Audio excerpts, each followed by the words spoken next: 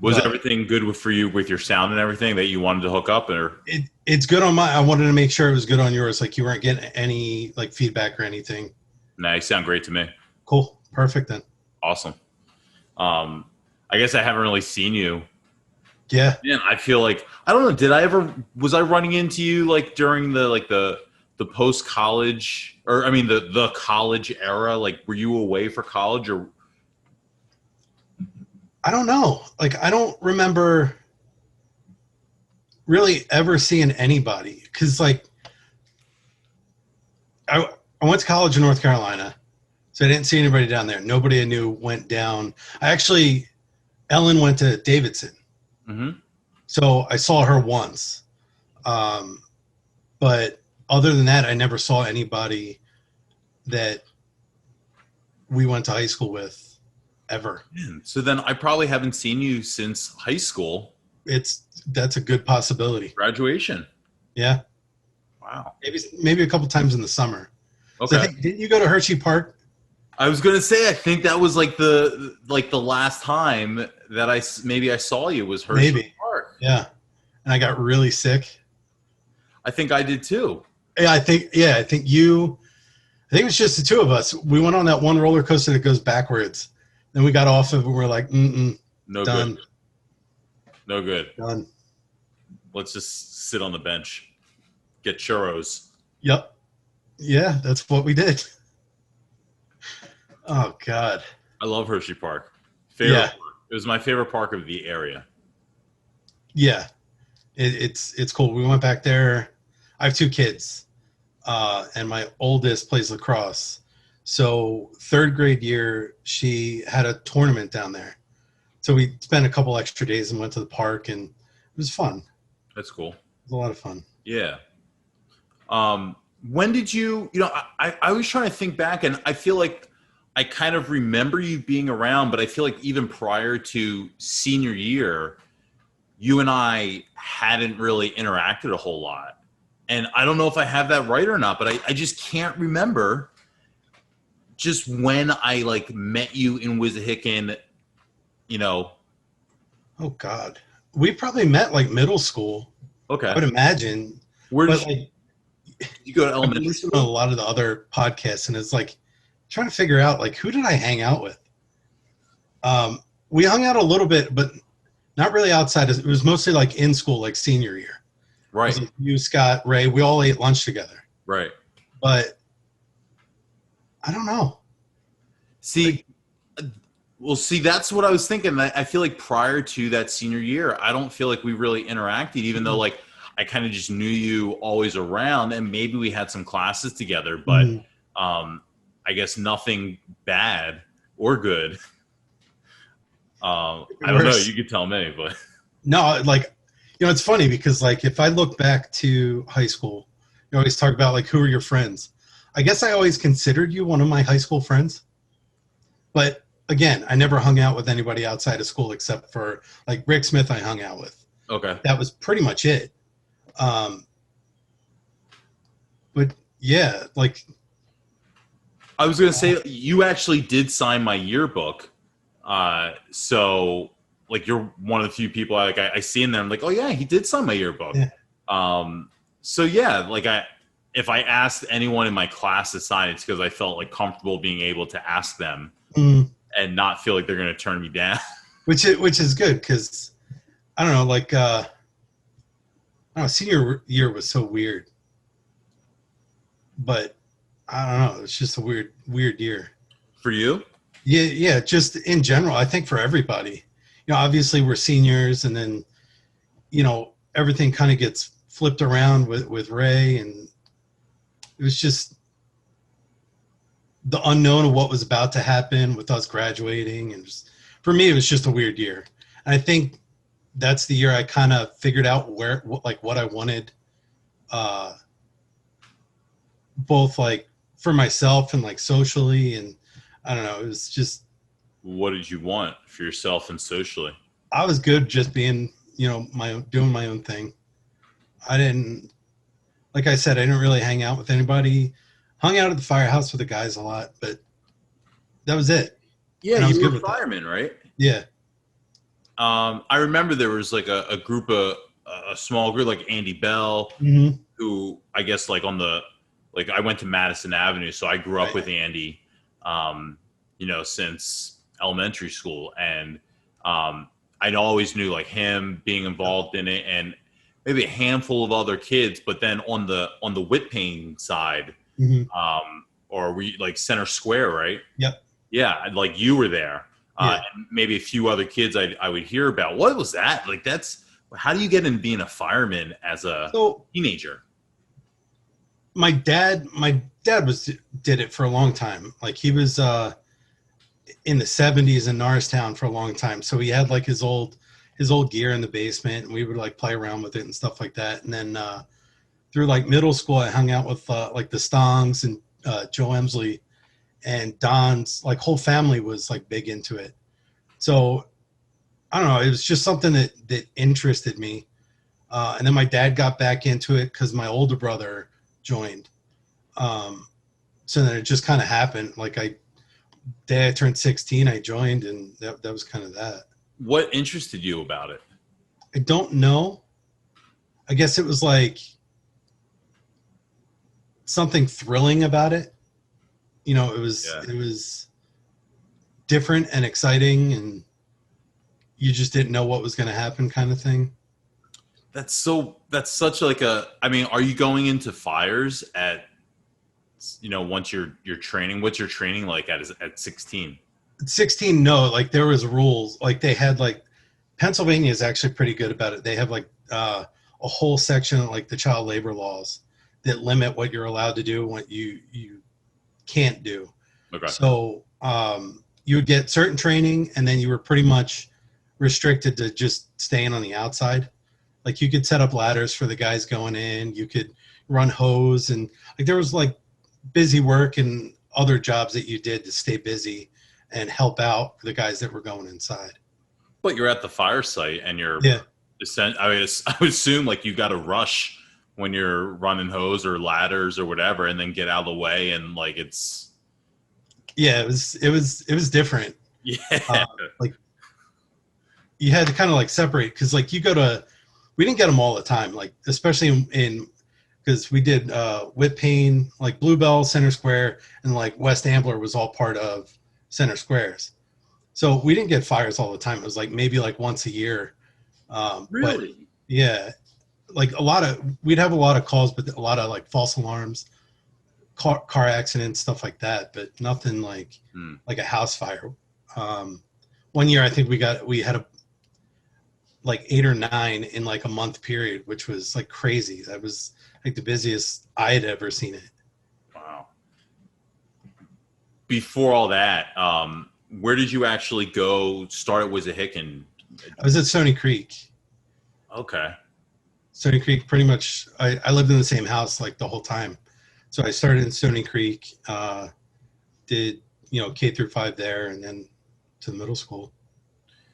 And were you able to think of people that you did hang out with when you were growing up? It was pretty much Rick Smith. Like I had hung out with him since kindergarten. Wow. Did you guys? What was the connection there between you two? Were you neighbors? No, I don't. I don't really know. Like sports, maybe. Like we had similar interests in sports, and I know our parents knew each other, but I don't think we really found that out until like later on. Okay. So, what was your main interest as you're growing up as a kid? I know you played like sports all 4 years for Mhm. what, baseball and football. Right. So, were you like a child athlete just all season long, just different sports? I played. It was football and baseball pretty much from like first grade on. I played soccer one year, like kindergarten, but I was not good at it. Me either. My dad was a big football guy, so he's like, "Why don't you try football?" I'm like, all right. So I pretty much played from first grade until college. So when I was growing up, there were a few kids in my neighborhood that played football, but it wasn't like anything that I like. I did sports, right? I did baseball and basketball, and Ambler didn't have soccer, but I knew you could go to WRA Mm-hmm. and play soccer. I didn't know where you could do Football. Where did you play football? PW. Plymouth Whitemarsh? Yeah, So they had a football they league. did. Yeah. Was that the They had one. closest? What's that? Was that the closest in the area? I think so. I know they did. Conshohocken had a team. Um, there was a bunch of them, but I think PW was probably the closest. And these are 6-year-olds. Yeah, You said first grade. yeah. Uh, It's exactly what you would imagine it. everyone's lost. Mhm. So there was a show on one of those channels that nobody watches, like, and it had a show called Little Tykes or something like that, and it was about Little League football. Mhm. And it was lots of like kids just going down every episode, another kid going down. These kids were probably like 9, 10, 11. As you're getting older, how rough is football getting before you're like in organized school football? It really depends on the coaches. If they're teaching you like proper head placement and stuff like that, it's not so bad. Like I don't remember ever getting hurt when I played in Pee Wee football. Okay. But again, that was 30 years ago. Maybe you got concussions and you can't Oh, remember. I'm sure. So you're playing football and baseball. Mhm. Did you do that like with your dad or? Yeah, my dad was actually my Little League coach so I had my dad one year, then my mom actually coached me one year. Nice. All in the family. Which was fun because then my dad would actually umpire our games, and I was a catcher. So he almost threw me out of a game because I was a smart ass. So like pitch would come in, he'd call it a ball. I didn't think it was a ball. So I'd let him know, like, nah, come on up. That was a bad call, bad call. So he just stopped the game at one point, walked over to my mom, said, hey, coach, if your catcher doesn't shut his mouth, he's out of here. I'm like, my own dad's going to throw me out of the game. That's not where I thought that was going. I thought you guys were going to fix the game. No. The family business. If anything, it was the opposite. Were you good at that age? At that age, I mean, I thought so. Like I was on like the all-star teams and stuff like that, but I don't know if that was necessarily because I was good or if it was rigged or what. I was like so bad at baseball to the point where like I used to be scared to death. My last like year or so, I was scared to death to come to the plate because I just felt like I never had like the knack of the hand-eye. It was so hard to hit the ball, and I just couldn't do it. It was embarrassing. Right. Oh, I have my good days, my bad days. What was your skill set in baseball? God. Now, we talking Little League or are we talking? Yeah.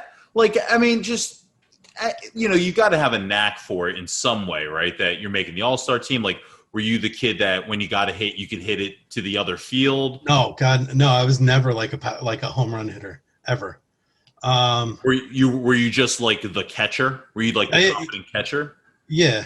Everybody wanted to be a pitcher. That's how I ended up starting as a catcher was like, I don't know. I was maybe like, it was like the year after T-ball. So they go, who wants to pitch? And everybody goes. Of course, I wanted to pitch because who doesn't want to be a pitcher? But there were so many other people that ran up and said, oh, I want to be a pitcher. So I'm like, There's like, who wants to be the catcher? I'm like, I guess I will. And then just stuck. Catcher, dude, was so tough. I used to have to do it once in a while, and I just hated the process of taking the guards on and off. Yeah. You think you're not going to be up, and you start getting ready, and then all of a sudden it looks like you're going to be up, and so you got to get your stuff back off, and then you go and you strike out, and then you got to go hurry up and get your gear back on again. I hated it. Yeah. Come high school, I was probably mediocre at best because like my focus was on football. Everything was football for me. So baseball, I didn't really like do anything extra. I didn't like I didn't put my energy into baseball, so it was. When you're going through middle school, we talked about, a lot of guests, we've all talked about like the way that the pods happened. You kind of get separated. Were you with Rick in your No, pods? no, we were separate. Like middle school, like he had his friends and I had my friends. Trying to think of who I hung out with in middle school. My memory's terrible. I know like sixth grade, I hung out with Mike Mickles a little bit, but not a lot. It was mostly like the kids from the neighborhood. Like I just pretty much stuck with like the Stongs and the Emsleys and Matt Lamastro. This was Bluebell? Yeah, it was a Whipping Hills. Whipping Hills. Yeah. What was your middle school like? Were you like you said you were kind of like a rowdy kid, or I forget the term that you used. Middle school. Middle school, I was very different than high school. Like 7th and 8th grade, I was the kid getting in trouble. Like, I don't know if you ever had her or if you remember Miss Fennel. The name I know, but I can't think of the face. I mean, that woman would kick me out of class like every day. Is that 7th?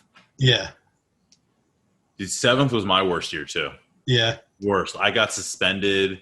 I got detention. I got in fights. I got detention the last day of school of 7th grade for 8th grade. Mm-hmm. Like, who does that? I don't know. Funny story, going back a little bit. I was the first person to ever get detention in elementary school at Stony Creek. What'd you do? Not a clue. No clue.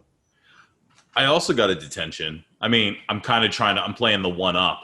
Yeah. I also got detention, and I feel like they made it for me. I had to just sit on this tiny ledge in the main office because I don't think they had like any place to put me. Right. I did it 3 times. Yeah, you got me beat. I just had it the once. My mom smacked me around, and that was that. Then I got to middle school, and I'm like, but looking back, like middle school, I would get in trouble for like having gum in class. Like that's what I'm getting detention for. It wasn't. It couldn't just been that. What was your response once they asked you to throw out your gum? I mean, I'm sure it was yes right away. Yeah, very polite. And then of course. Yeah. Yeah, I'm sure. I let my mouth get in the way. I think that was also my problem. But did you have like confrontations, or was it limited to just like mouthing off the teachers? I actually got in a couple fights in middle school. Got in a fight with Vern Cheatham a couple times, which is so funny because like throughout high school, Vern was like a big teddy bear. Like I don't think Vern would ever hurt anybody, but him and I fought more than once. Same. What's wrong with us? I don't know. We had a lot of growing up to do, I guess. Who knows? You're playing sports, but this is before like this is kind of right before the era of you becoming a fireman. What were your interests as you're growing up at this point? You're now becoming a teenager. That's a good question. Probably. Oh God, I don't remember what I did. I played football and baseball even in middle school. Granted, I got cut from the baseball team 7th grade. I don't remember. Video games probably, and just hanging out at like Don Stong's house. Well, I was also wondering when you said that, like football and baseball, right? Opposite seasons of the year. Are those like really intensive? Are those intensive time-wise in school? Like I know in middle school or in high school, I remember you always had a report like in August, right before the school year ever started. Yeah. Was it the same in middle school? Was it easy? No, middle school, it was like school started like a week later, practice would start. Okay. Yeah. Did you guys shower in the locker rooms? Did you guys have showers? In high school, we did. But not in middle school. Not middle school. I think the showers were there, but I mean, come on, we're all like 12, 13-year-old kids. We're not getting in the shower with another dude. But in high school, you did shower. Yeah. Okay, because this has been my thing now as a grown-up. I'm just like marveling over the fact that after gym class, we never showered. Right. You always see like every movie on TV, they always shower after gym class. You get it. You get it. Football we did. All right. I don't even think it was like freshman year we didn't. Like I know that. I don't remembering about the shower. I don't remember like if it was just a thing we did like senior year or if it was something that we did like maybe senior year because like I would go and do stuff like right after practice or right after our games.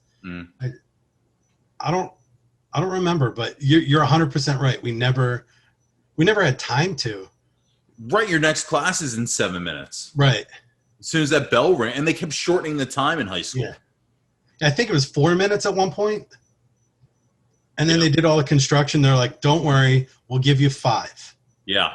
Boy, the era of gas masks now, we needed them back then with the construction. Right. It was terrible. You said you have, I knew you had a brother. How much older? I have one brother, he's 3.5 years older, and another brother who's 9 years younger. Oh, wow. Yeah. Okay. So when you're going through like middle school, now you got a brother in high school. Were you guys close? Not really. Okay. No. We didn't really get along.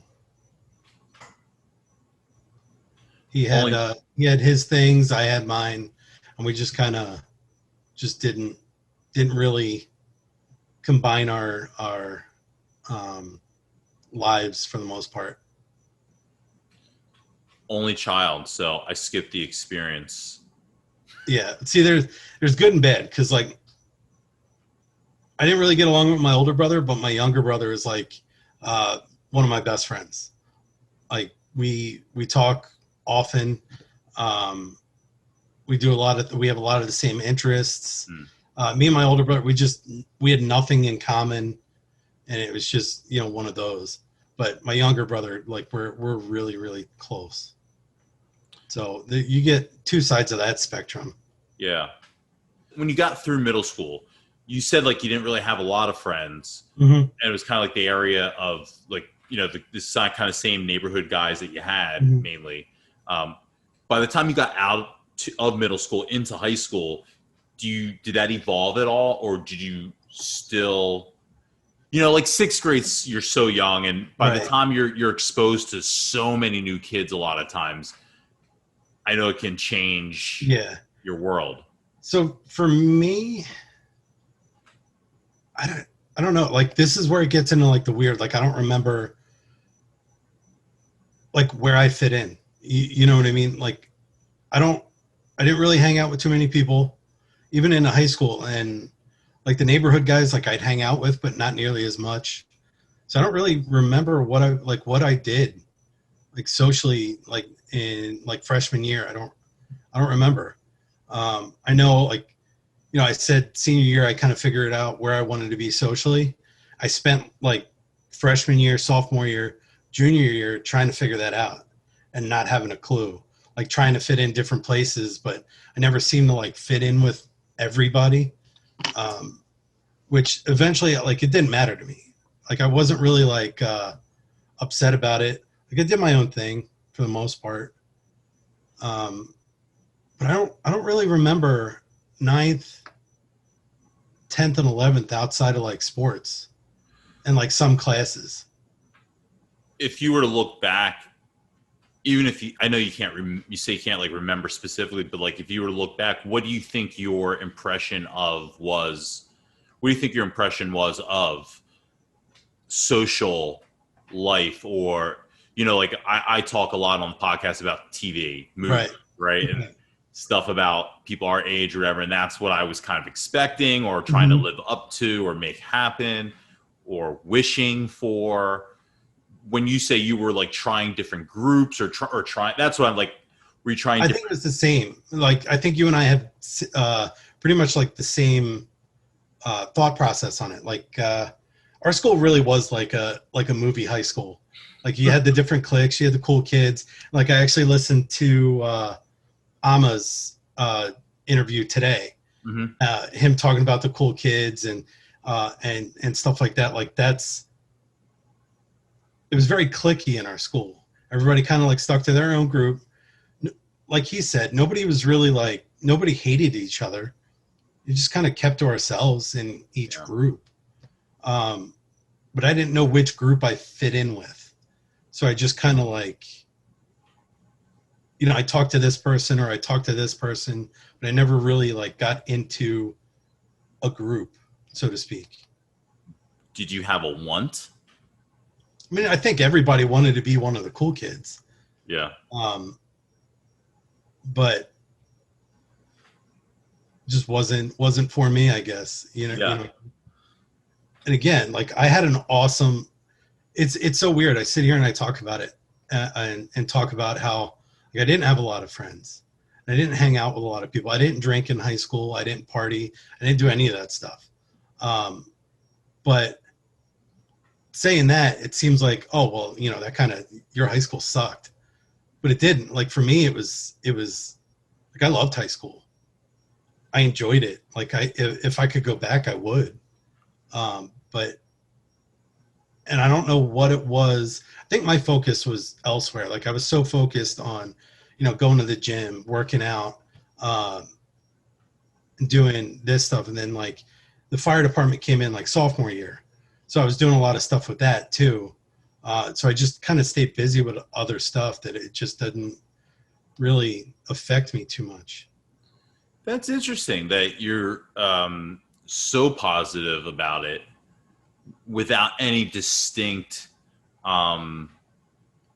reason, I guess. Just right. The whole thing was like, cool. Like, was there, I mean, did you date while you were in high school? Very, very little. Yeah. I think I had like maybe 2 girlfriends all through high school. So, you're just kind of like randomly, maybe a little bit of, flirting with dating, peppering with the dating world in your life for the first time. And you're not really hanging out with anyone from school. You're not going to parties. Right. Nor are you like hanging out with a nerd crew. You're just kind of like chilling and loving it. Yeah. But you're playing. But when you're in high school though, football at that point is a lot more intense, right? Right. So that's like every day from like. It was like 3 or 4 days a week. Okay.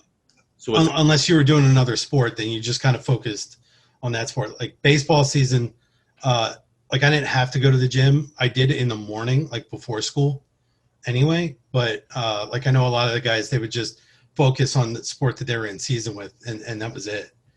But like off season, summers got a little busier. But like wintertime, we would go to the gym 3 days a week. That was it. Summer, we had like, the 3 days a week of the gym. And sometimes we had stuff on Tuesday and Thursday. We had like passing scrimmages and like little like off record practices, I guess you could say. You remember Tim Miller? Yeah. So he would get us into like these like passing tournaments. So it'd be like a 7-on-7 tournament. It's no tackling, no pads, no like offensive and defensive line. It was just pretty much like the running backs, wide receivers, and quarterback. So we did like that stuff. And that was pretty much it. Other than that, like, I worked. I had a job pretty much all through high school. Where'd you work? If you tell me Clemens. I worked at Clemens. In Center Square? I did, yeah. Everyone worked at Clemens. But I only worked there for like a year. So like, we could start working there at 15. Right. I worked there until, I don't know, I was probably like, I was 16, but I don't remember at what point I stopped working there. And then I started working do you remember Duke's Car Wash? Right there on 202? Yeah, Matt Lamostro worked there. Yeah, I worked with him. It was him. It was going back to the Whipping Hills crew. It was me, Matt, Don Stong, Joe Emsley, Adam Mushlin. Okay. We all worked there.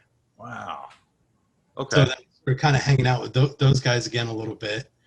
But when I wasn't either at the firehouse or at practice or any of that stuff. Did you have a favorite?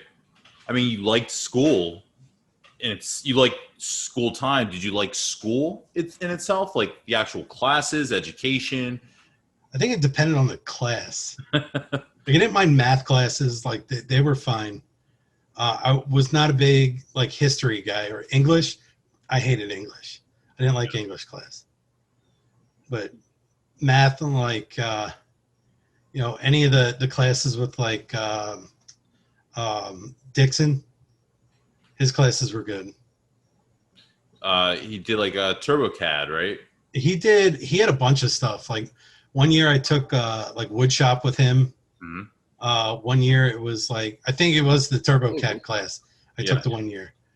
It was like we built a bridge out of balsa wood, and we did all kinds of like little projects and stuff like that were fun. Like it was more like hands-on stuff rather than just sitting getting lectured for an hour. Did you have like anything that you felt like you were good at in school? I was good at math. I figured that out later. Because middle school again was like I was just I'd sleep in class. I wouldn't pay attention, wouldn't care. So I ended up in Warren Savia's math class, and like to me it was easy. And even with like his 100 questions in 3 minutes thing that I've heard a couple people bring that up.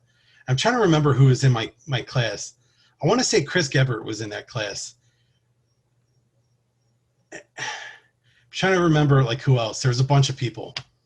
On my report card, he had parent requested to contact teacher. So I'm like, I knew I was getting in trouble a lot because I would talk a lot. I'm like, oh, good. I'm gonna get my ass kicked here in a little bit. My mom's gonna call him, and I'm gonna get yelled at, and this will be fun. But it wasn't. He was like, and he actually kind of pushed me in the right direction as far as schoolwork, because he told my mom like he talks too much. He's doing this, but here's the thing: he shouldn't be in my class. The reason he's talking so much is because he's finishing the work before everybody, and then he gets bored.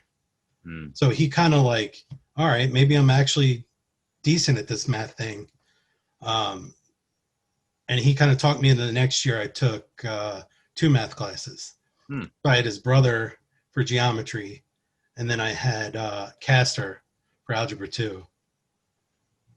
But that was pretty good, right? Good math class. I paid attention. Yeah. I mean, I think I'm cut off on talking about it anymore. Oh, are you? I talk about it almost as, it's probably the thing I talk about the most. Yeah, that wasn't yeah. It's a good class. It was a good class. Yeah, Sabia had like, when you talk about the 100, it was like you got like a sheet and had like, what was it, 10 across 10? Right. Of algebra questions, just all the way across. Right. And you just had to like answer the whole sheet as fast as you can in 3 minutes. And what we had to do that, like, was that daily or once a week? Oh God, it felt like it was like 3 times a day sometimes. Like I know in the beginning of the year, he would give us like the easy ones, like the 3 plus -2, and here's 100 questions. You got 3 minutes. Like, dude, are you kidding? Like it's 100 questions. How do you expect me to do this in 3 minutes? I'll tell you what, honestly, that along with some people have talked about typing are probably the 2 skills that I use. Like I'm really good at like easy arithmetic, quick. 100%. I hated when he would give it to me, but like looking back, I'm like that was probably for me one of the most important parts of high school for me, because it gets you quick, gets you thinking faster. So I think that alone made a lot of other things easy. or at least it made me realize that, okay, a lot of this is easy. Maybe I should actually do the work. You know, it's funny. I I've talked about this again a few times, but like I had such a hard time retaining information that Mm, now when I think back to, the structure of high school and 7:45 in the morning going into algebra class and then going into science class and then going into history class and having to mm, pop around like that in like 50-minute increments sounds like incredible to me now. Back mhm. then, I just couldn't I couldn't do it. I don't know what it is outside of algebra or outside of math in itself. But like Right. when you talk about, getting your brain going, and I'm like, yeah, like I think about that now when I have a lot of stuff I want to do, and I set like this kind of Mm, early morning wake up and like, all right, I'm going to do this, I'm going to do that because I want to make sure I'm getting going by the time I start working on stuff. And then when I think back then, I didn't have that mindset and I couldn't do it. I just couldn't do it. It right. wasn't. It Well, wasn't. back then too, like we're all sitting like, oh, high school, this is terrible. Like this is the worst part of our life. It's not. Except Like you. You're like, this is awesome. See you guys tomorrow. I, it's one of those like I hated parts of it at the time, but looking back, I'm like, man, that was actually not that bad. Like a lot of kids have that like, oh, high school's terrible, which I know a lot of people have different situations than I do, and but But, high but I school, think we're talking about it in the most basic sense of like, friends. mm, I think we're excluding family life, right? Of mm, course, we're excluding, bullying and horrible things that affect people. We're excluding health. mm, When we look at it at the most basic way that we often talk about high school on the show, friends, outside peer pressures, party life, mm, whatever, grades, pressure for career, right, right, whatever. You don't really fall into the category of being able to give any type of like super check plus on any of those things as far as like, oh, remember Tom Beall, he was the kid who did this got this in the grade, or who mm, was dating this girl, or who mm, hung out in this crew. You were looking for those things, but you are kind of like, whatever. I was just kind of floating through, and yeah, it just kind of existed. you're like, and boy, that was a great time. Right, right. I'm kind of curious, like looking back, like I want to know how many people actually remembered who I was. Like I know you would, because like every now and then you and I talk, on Facebook or whatever. Yeah. Um, Mike Volpicelli, I talk to every now and then through Facebook. Um, but man, I really wasn't like. It made me wonder. I was driving home from work today, and I'm like, man, I wonder what other people thought of me. Mm. At the time, I probably cared, but I didn't care. I'm sure there was a point in high school where I cared more than other parts, but I have no idea. And I think that falls into the whole like I didn't know where I fit in. Did you ever do anything to try to impress? Oh, I'm sure. I'm sure, and I probably look stupid doing it. Like whatever it was. Did you? I mean, you said that you tried different crews or you tried different like different groups. What kind of, as far as like, do you mean like stature, or were you trying Well, different trying interests? different groups, it was more like, you try to like go up to this group and, create conversation, kind of feel it out. I'm like, all right, this isn't working, so I'm gonna, I'll see my way out, kind of thing. Like it wasn't like I that I remember that I bent over backwards trying to like get accepted by this group or that group. Hmm. Like it was what it was. Did you go to like obviously every Friday was games, but Mm. did you go to like dances, or I don't know, were there like school activity? I'm always curious about like that's why I'm always asking about these vague names like Key Club and Interact Club and stuff like that because I'm always curious about like our after school Mhm. or our extracurricular because like we talked about with like TV shows, there's all these Yeah, different groups and clubs right, that different characters belong to in the TV universe of pop right. culture. But I never felt like I knew about any of that in our school where it I was like, think, hey, you should join this.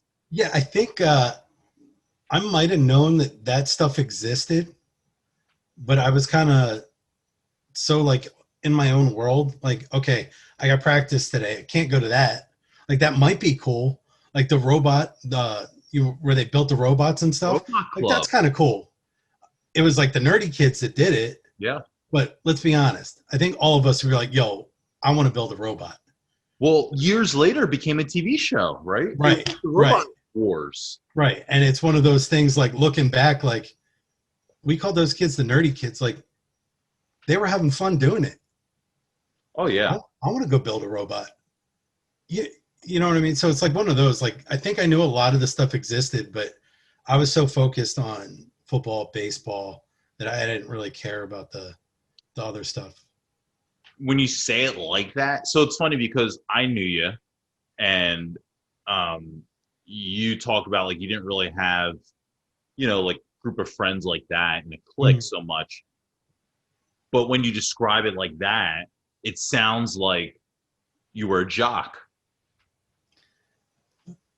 Yeah, I guess, but I didn't like fit in with, it was like football team. It was like Eric Malhorn, Andy Black, like Zach Rowe. I didn't Mhm. hang out with any of them.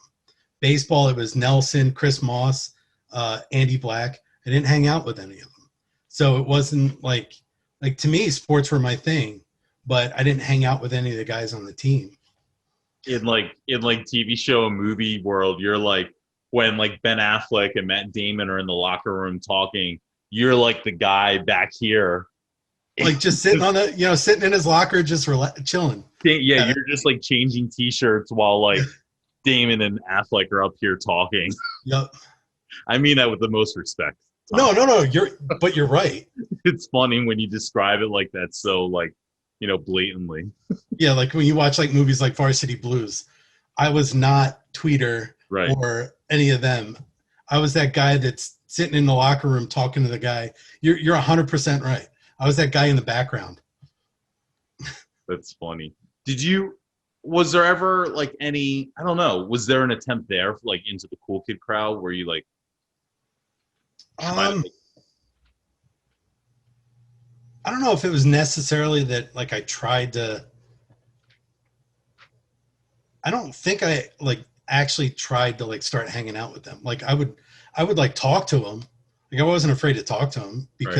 because of the links with the Malhorns and the Andy Blacks with football. Me, Andy, Eric, and Zach Rowe were captains of the football team senior year. So like there was that link, but I never really. Um, I don't remember trying to insert myself into the group. If Mhm. that makes sense. Yeah, yeah. Especially with like the Firehouse thing starting up, like that was sophomore year. So I spent more time with those guys than I did with anybody at high school.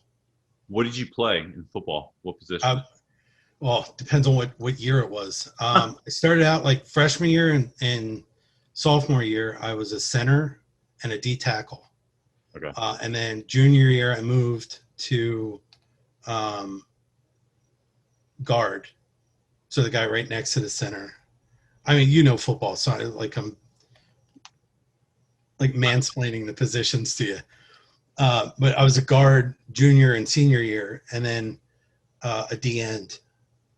I moved over to D end with a little bit of linebacker mixed in there. Okay. We never won, right? All right, so who were you? Oh God, who were you talking? Was it Aram you were talking about the football team? I think so. Maybe. I think so. So he was right. We won a few games.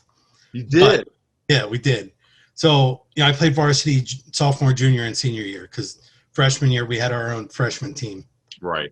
I don't remember. I think we were like 2-4 that year, or 2-6. I don't remember that. That team doesn't count. That's That freshman. doesn't count. So Sophomore year, we won one game. It was against Upper Moreland. I think JV won more. They might have won one or two. But nobody watches the JV games. It was Monday afternoon. Nobody goes to those. Junior year, we went 0-12. And that was so frustrating. And then senior year, we won two. We beat Upper Moreland and Upper Dublin. So when you're playing football, for 4 years, is it at any point like a thought for you, like that you would want to be a football player? Was that a thing in your mind ever growing up? Like a pro football player? Yeah, you play football. You're playing football since you're 6. Yeah. I mean, when you're like, running around the midget football league, yeah, you want to be in the NFL. Right. Obviously, when you're 10, that's like what you're thinking, right? I'm clearly going to grow to be 6'5" and 220 and just ripped. But when you're in high school, is there anything where you're thinking like maybe I can get a scholarship to college and be good enough to get scouted and go pro for? Oh, I never thought I'd go pro ever. I'm too small. Like I'm only 5'8". If you're 5'8", you better be really fast, and I wasn't. Okay. So I'm not a running back. So like there's no hope. So let me back it up. Is there ever a thought of let me, get a college scholarship and play in college and get a good education? I did play in college. But at that point was that thought like in that was the aim. That is what I was going for. When this team is not very good throughout your entire time, right? Yeah. One win, 2 wins, no wins. Is that a frustration of this could affect your ability to get scouted for college? Yeah. As a pressure, like I ask people a lot of times about academic pressure and looking around at friends around them and what they're doing, but here you guys are kind of in a team mentality, but for you, still the goal, that's why I was asking, was that a want for you to do that? Because the goal at the end of the day is to try and help you get in a good position for college. So is there a frustration when the team every year is like, we're just going 100%. This is going to fuck up my chances? Yep. Notice? There was that. And there was like, we worked our asses off. Like we worked hard to suck. And it was a joke. It was a joke around school that, oh yeah, you lost again. I remember senior year, our game against Methacton kind of got, was it senior year? I think it was senior year. There was a thunderstorm rolled through. So like midway through the second quarter, the game got stopped and we had to finish the game Monday night. So we get to school on Monday and I remember the conversation with, this is how my memory works. I remember bits and pieces like it was yesterday, but overall I couldn't tell you hardly anything else. I had a conversation with Chris McQuaid in Curcio's class. Like he kind of looked over and we were like, oh, did you guys lose on Friday? I'm like, no, we're winning. Because at the time, I think the score was like 8-6 or something. He goes, wait, you guys won? I'm like, no, we're winning. So then I had to explain, the game got cut because of the weather, and we're going to finish it tonight. We lost. But it was frustrating because it sucked to lose. Like nobody likes to lose. And the amount of work that went into every season just to turn out that bad was frustrating. It was hard. I almost quit junior year. I didn't want to play anymore. I wanted nothing to do with it. And then Coach Miller moved me to guard, and that kind of like put a little more life into it because I was just bored at the position I was playing, and it was just losing took its toll on me. I was tired of it.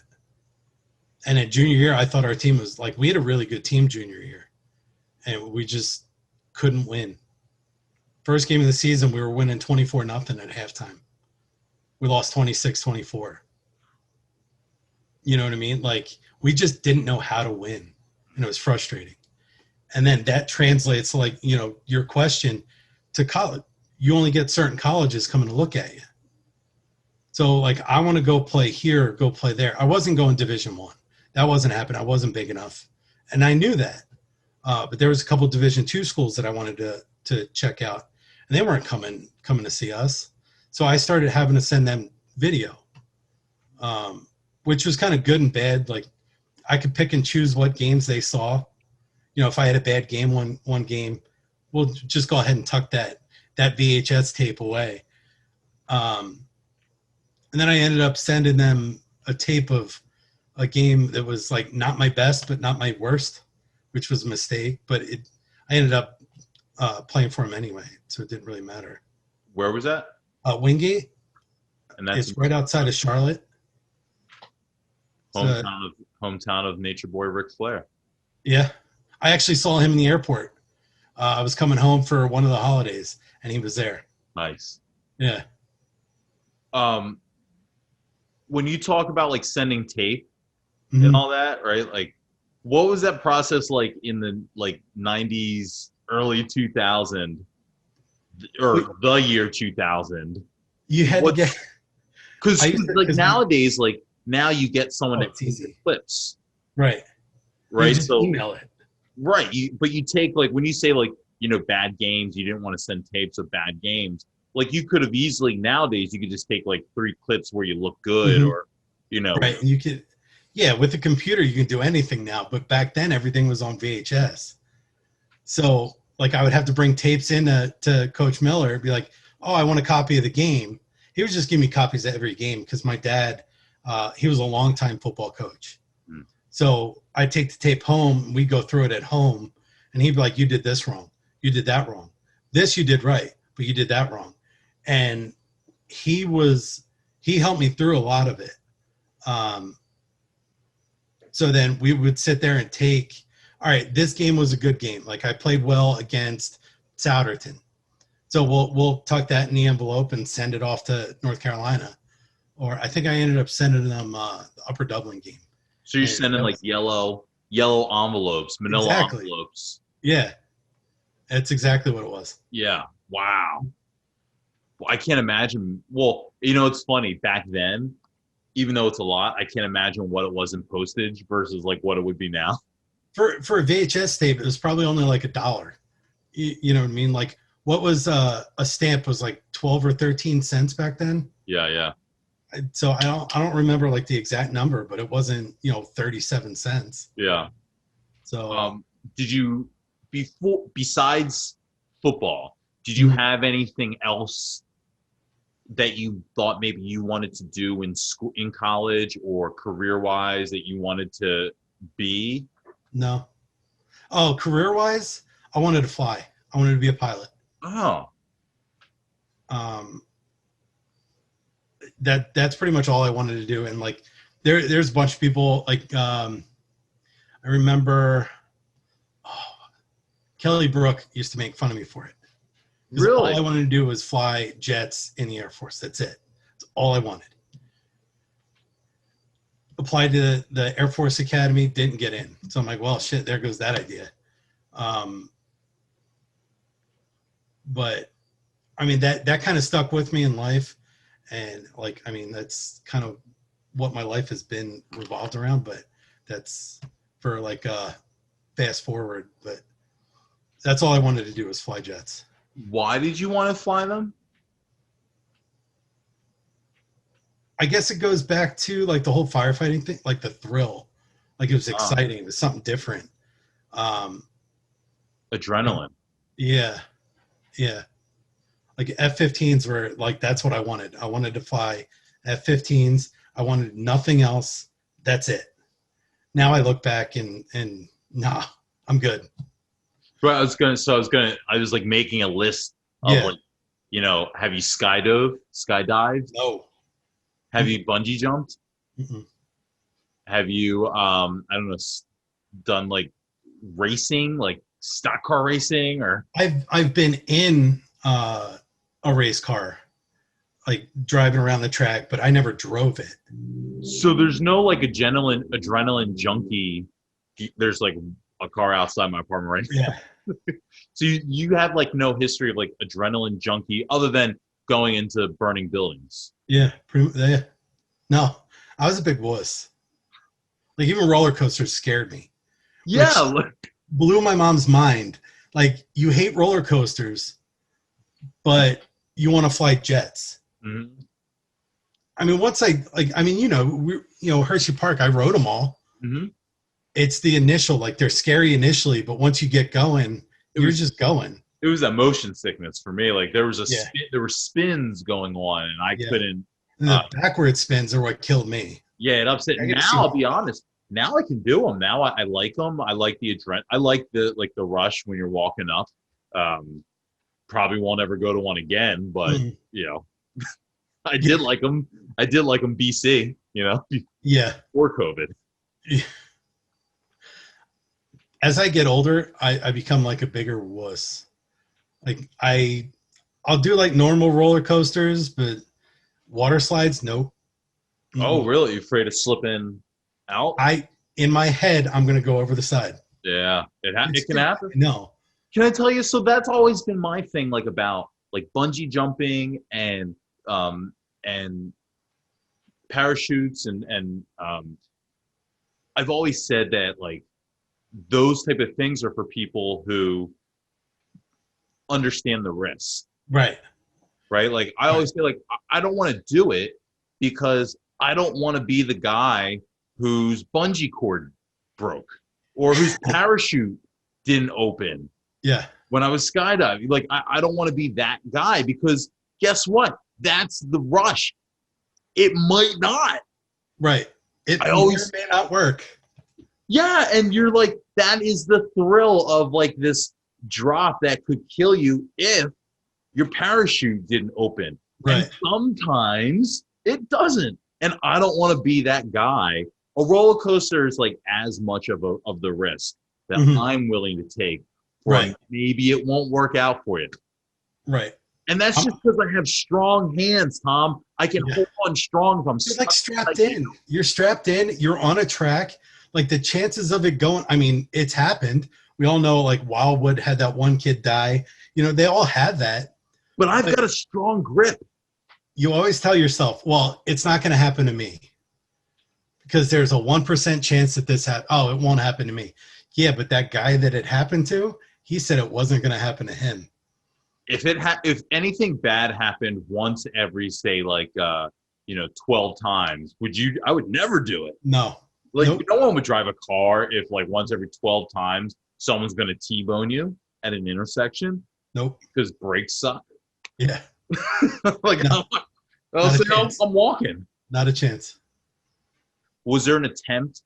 Like so Yuka was a guest on here and he was a pilot. Is a pilot. And it was like there was nothing to like help guide him towards being a pilot. Right, right. Was there anything that you were able to look into in that realm? Later on there was. I think like going to college, like once I got to college, like my priorities kind of changed. And like I was gonna go one route that was complete opposite of flying. But college is another story. We'll get there eventually, I'm sure. But eventually I got to the point where like the whole aviation thing came back into my life. So, I started like flying lessons at Wings Field, but that didn't work out too well because every time I went there, the weather was bad and we couldn't go. I tried getting back into the Air Force Academy and actually got in, but some other stuff happened that kept me from being able to go. You say back in because you were already in? Back. You said back into the Air Force Academy. Oh, I tried getting in again. So I misspoke. I tried getting into the Air Force Academy again. So you had tried going in prior? Yeah, senior year I applied. Got like the congressman's nomination. Me and Ryan Conway kind of were going through that whole process together because he was trying to go to the Naval Academy. I was trying to go to the Air Force Academy. We had both gotten the congressman's nomination from the same guy. But then I didn't get in because of my SAT scores. Oh, wow. What does the congressman nomination mean? So everyone that's at one of the service academies has to have a letter written from a congressman saying, I nominate this person to be they're allowed 4 people in each academy. So like 1 senior, 1 junior, 1 sophomore, 1 freshman in each academy at any given time. So that's like your letter saying, this is my one guy that I'll let. Granted, they give that letter to 30 people, and then the academies have to figure out which one they have to pick. So were you then throwing out like college football as an option, Air Force at the same, because this is senior year you're applying, so that means that you're not sold on going anywhere for college yet through football. Right. Were those your 2 big avenues, or did you have anything else that you were? That was pretty much it. For me, it was. Where did you want to go? Other than the academy? Yeah, like if you were to go for football, where were you trying to get into that you wanted to go? It was Wingate.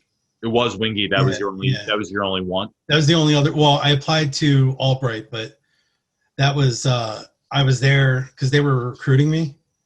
So I was there on a visit, and they basically handed me an application, said, "Here, quick, fill it out, and don't worry about the essay or the application fee. We'll run it through."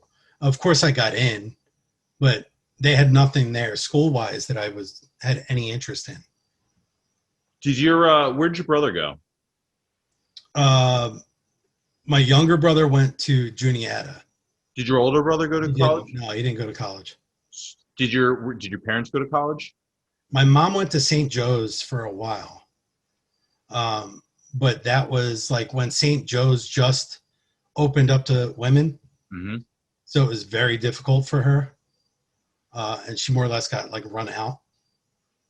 What was your desire? Where did your desire to go to college come from in that case? My parents didn't go. And so like, my parents wanted me to go to college, but I always kind of, looking back, I felt like we didn't know how to be as forceful growing up to get into college.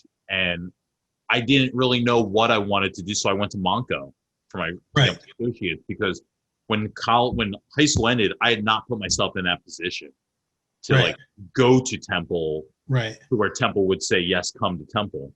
So for you, college, though. Whether it's Monco or not, it's still college, right? Absolutely. But like for you, like to prepare like you mentioned your SATs, but if you were a total, fuck up in that way, they wouldn't have. I mean, maybe you were good enough in football, but I got to think they wouldn't have just taken you. But I guess where did that come from? At least that desire or that to go to college. Where did that? I actually like the fact that you brought this up, because like I think it's one of the part of the problem with the country is there's this drive, like if you don't go to college, you're not successful, right? I mean, we had it growing up. The only people that were successful were the ones going to college. Mm-hmm. Everybody else just that's not true. We know that now, but I think a lot of it was, I'm not going to be a success unless I go to college and I graduate college. Again, it's not true. Like, I know that now. Like, I wouldn't push my kids to go to college if that's not what they wanted. I mean, I would hope they have a plan. Like, I wouldn't want them to just sit at home and be bums. But there's so many opportunities, whether it's trade school, whether it's, starting your own business or college. You know what I mean? Like, that's not the only route we have. But I didn't know that back then. So I thought, if I don't go to college, I'm going to be a failure. If I don't go to college, I'm going to disappoint my parents. And it even got to the point where it was, if I don't play football in college, I'm going to disappoint my dad. So like there was a lot of that pressure for me with that stuff. You didn't go to tech school, right? No. We've talked a bit about that too. Like, Yeah. you know, learning a trade. Right. You know, there's two sides of it. I think is like, you know, like kids who like went to tech school and had a trade and were able to have something coming out of it. Mm-hmm. Yeah. To where college or not, Mm-hmm. they're already making more than a living wage in a lot of cases and setting themselves up, already starting the process of that long term.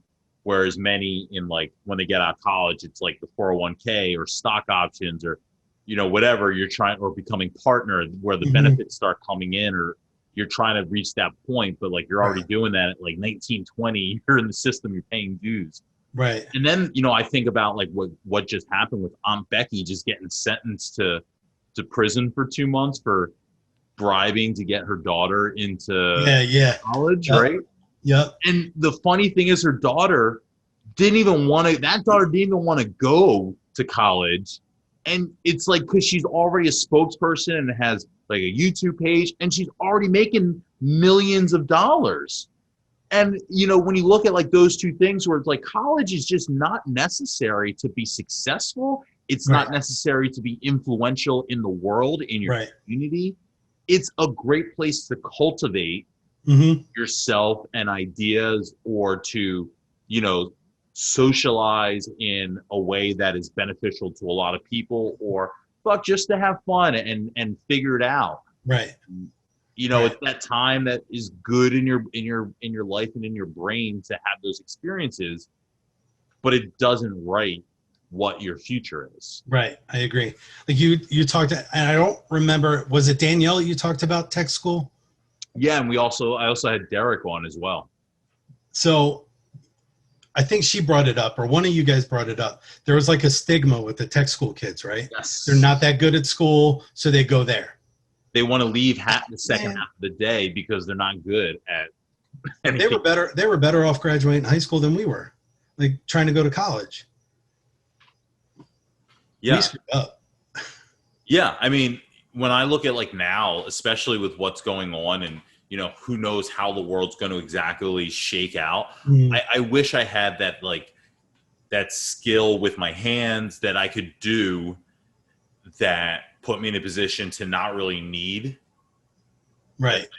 not need an institution or Right. not need a support system, you know, to just be able to say like, I can go out and I can fix, you know, pipes. I can install air conditioning. Yeah. I can cut wood. I mean, shit, just like seeing like my buddies making chairs for his family in the backyard with wood. And I'm thinking like, wow, they look like exactly the same, not like artsy, rustic, everything's kind of uneven, but it's sturdy. Look like it looks like how do you do that? And I just wish some of these guys do something with a piece of wood that you just sit back and go, like, what are you going to do with that? It's a block of wood. And then by the time they're like halfway through, you're like, holy crap. So you're not handy in that way at all either. No. I don't have the imagination to be able to do that stuff.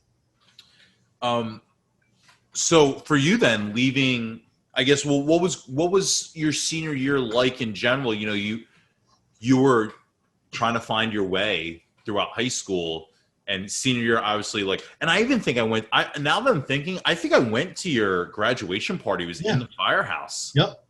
I remember this now. It was good food. Yeah. I remember all the doors open and the long tables in the firehouse. Yep. For you, you know, so obviously I came probably with like Josh and Alyssa and Scott, and did you feel like you had found a niche or found a group? I did, and like that's when I started like hanging out with like lunchtime and in school with like you, Scott, and Ray, and I was good with that. That's all I needed. You know what I mean? I kind of wish I started doing that earlier, because like we all got along. Like I didn't have to be anybody else. I could just go there and be like, you know, this is my day. It's a bad day or it's a good day. We just like would sit and bullshit. You would make jokes, make everybody laugh. And then we'd go to the next period.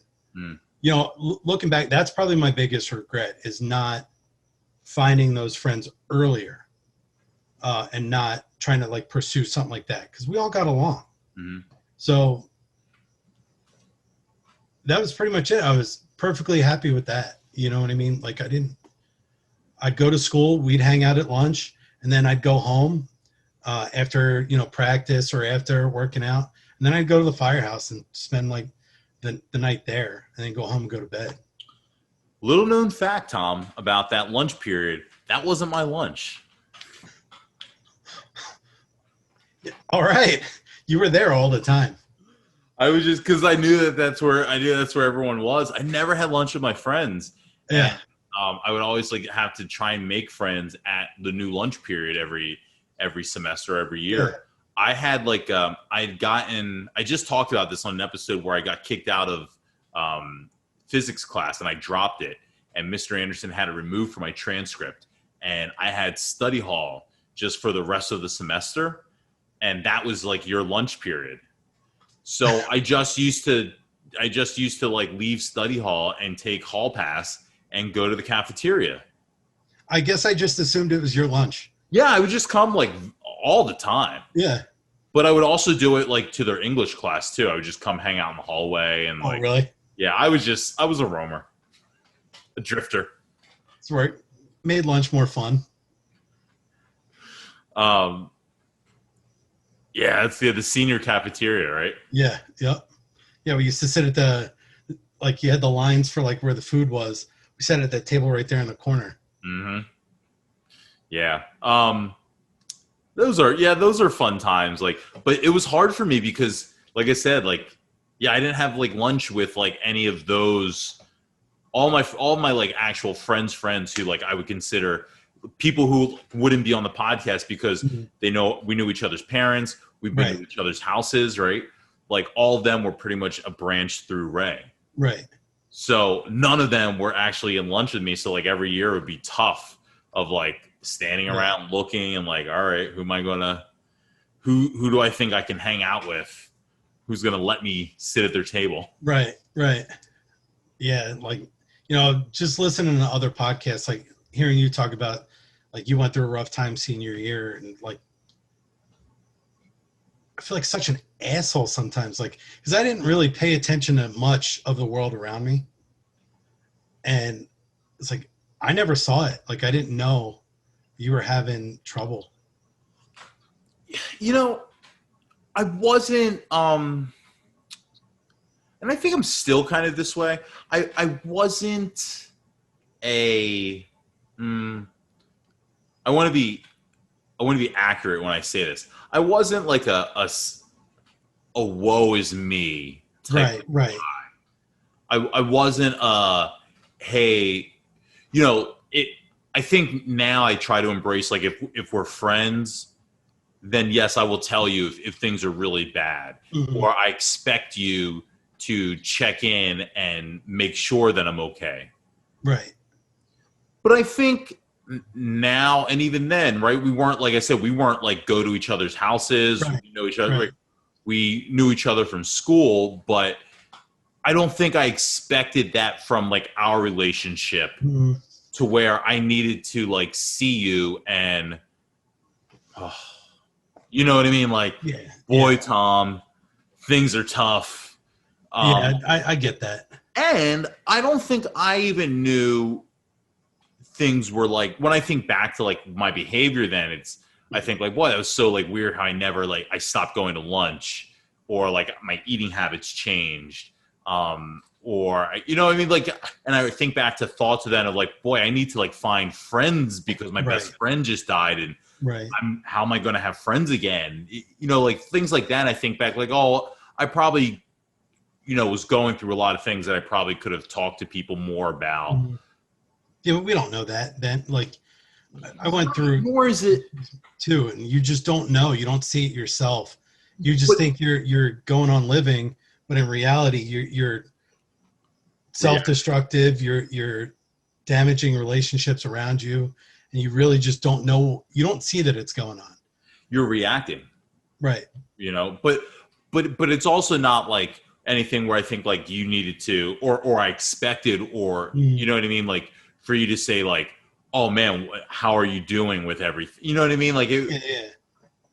you know what I mean? So like you wouldn't know that, because I don't think I would let that Yeah. show to see you. It'd be like, and if anything, seeing you or talking with you or whatever in school would be like a relief to have something kind of more a little bit more normal, Right. you know, in the day.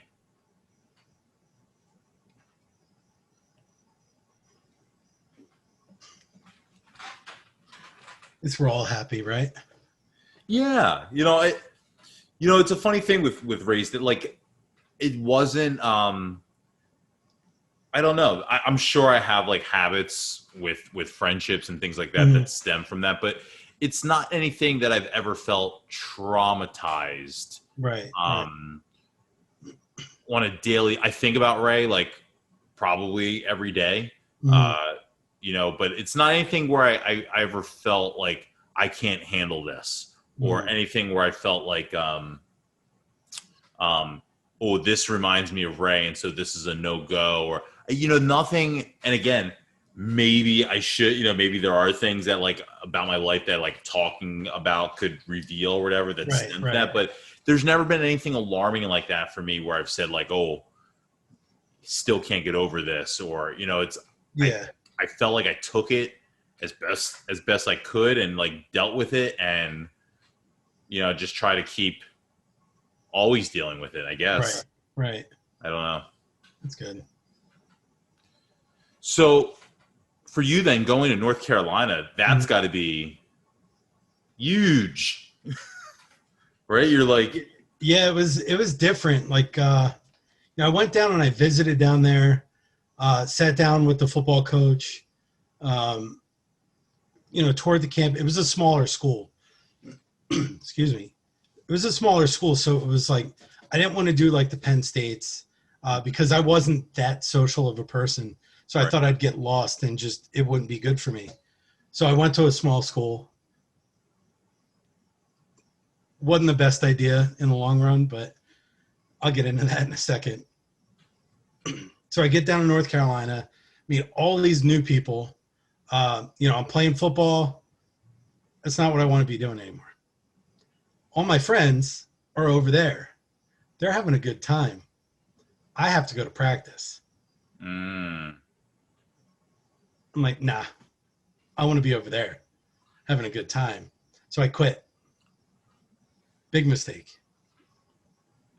So, I go over, start having a good time. I did really well freshman year. Like I was on the dean's list. I was on the freshman honor society. But one thing I learned is I like drinking.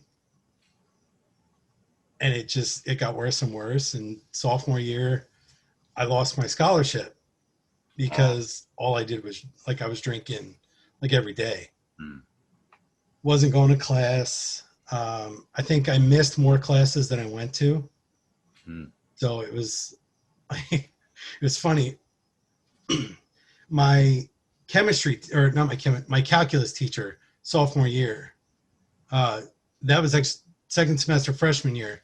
We were doing something, we were like derivatives or something.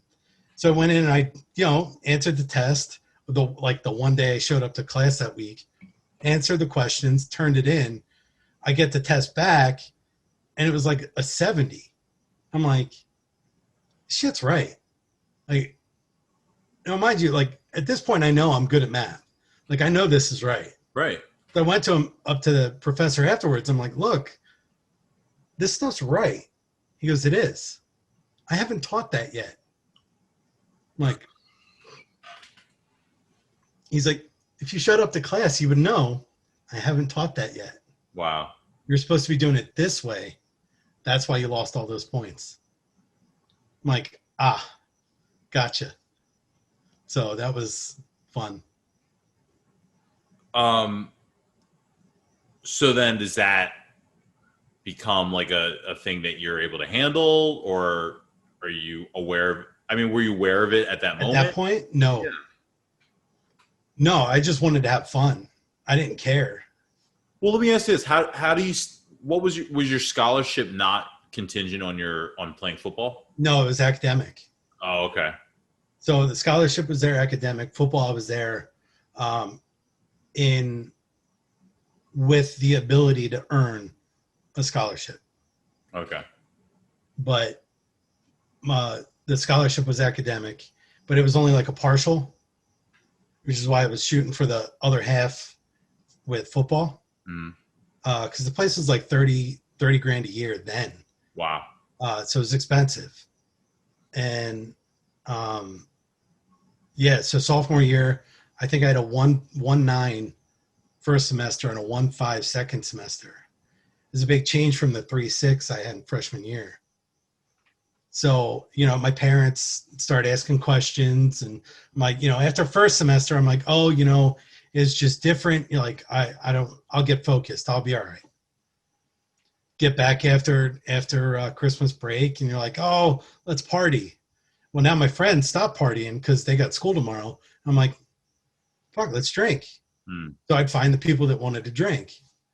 And then, like, I ended up getting a DUI at one point, sophomore year, but I knew the cop. He was dating a friend of mine. And so he was like, oh my God, Tom, like, what are you doing?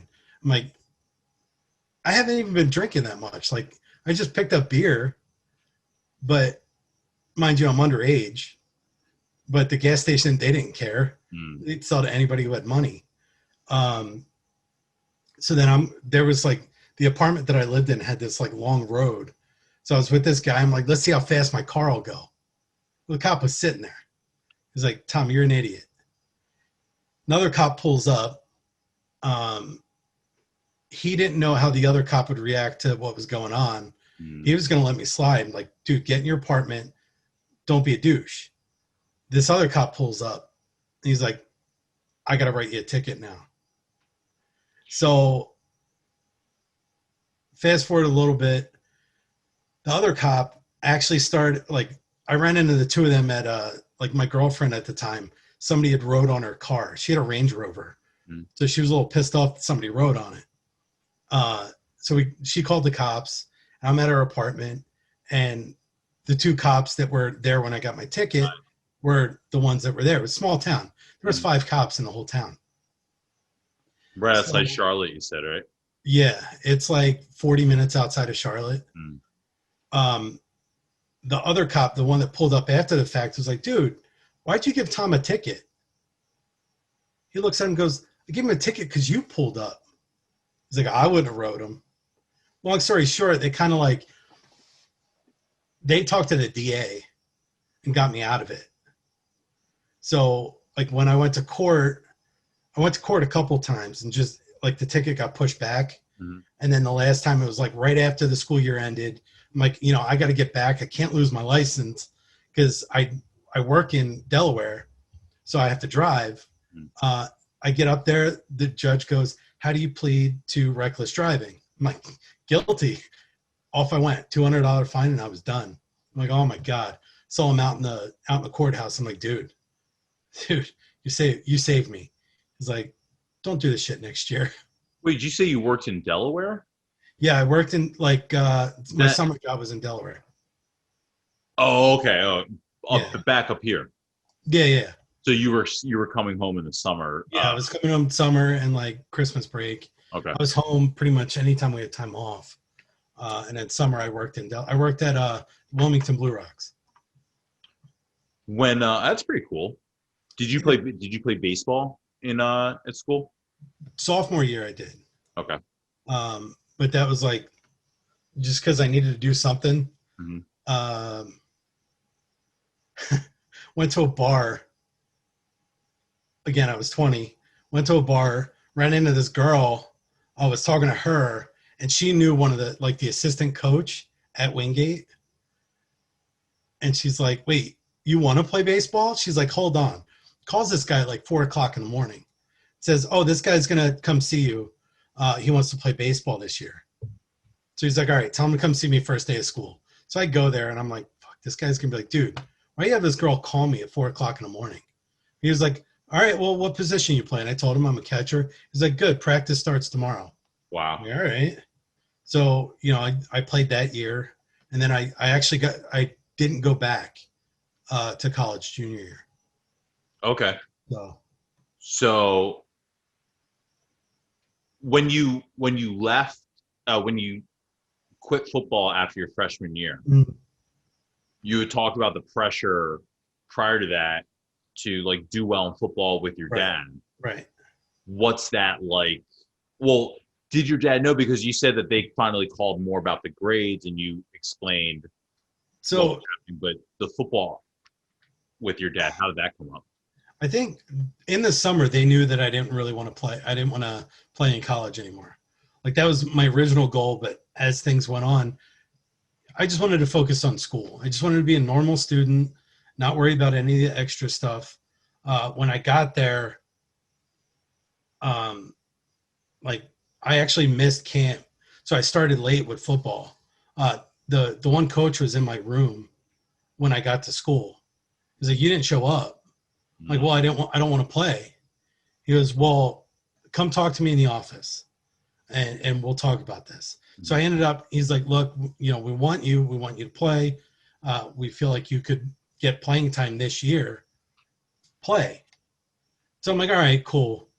Um, Practice was all right. Like the practices weren't hard. It was like normal football practice. It was the 5:30 a.m. workouts followed by class, followed by practice, followed by meetings until 11 o'clock at night. The culture. You're Yeah, stuck in the culture. yeah, it was a full-time job, and to me, it felt like a full-time job, and it just wasn't fun.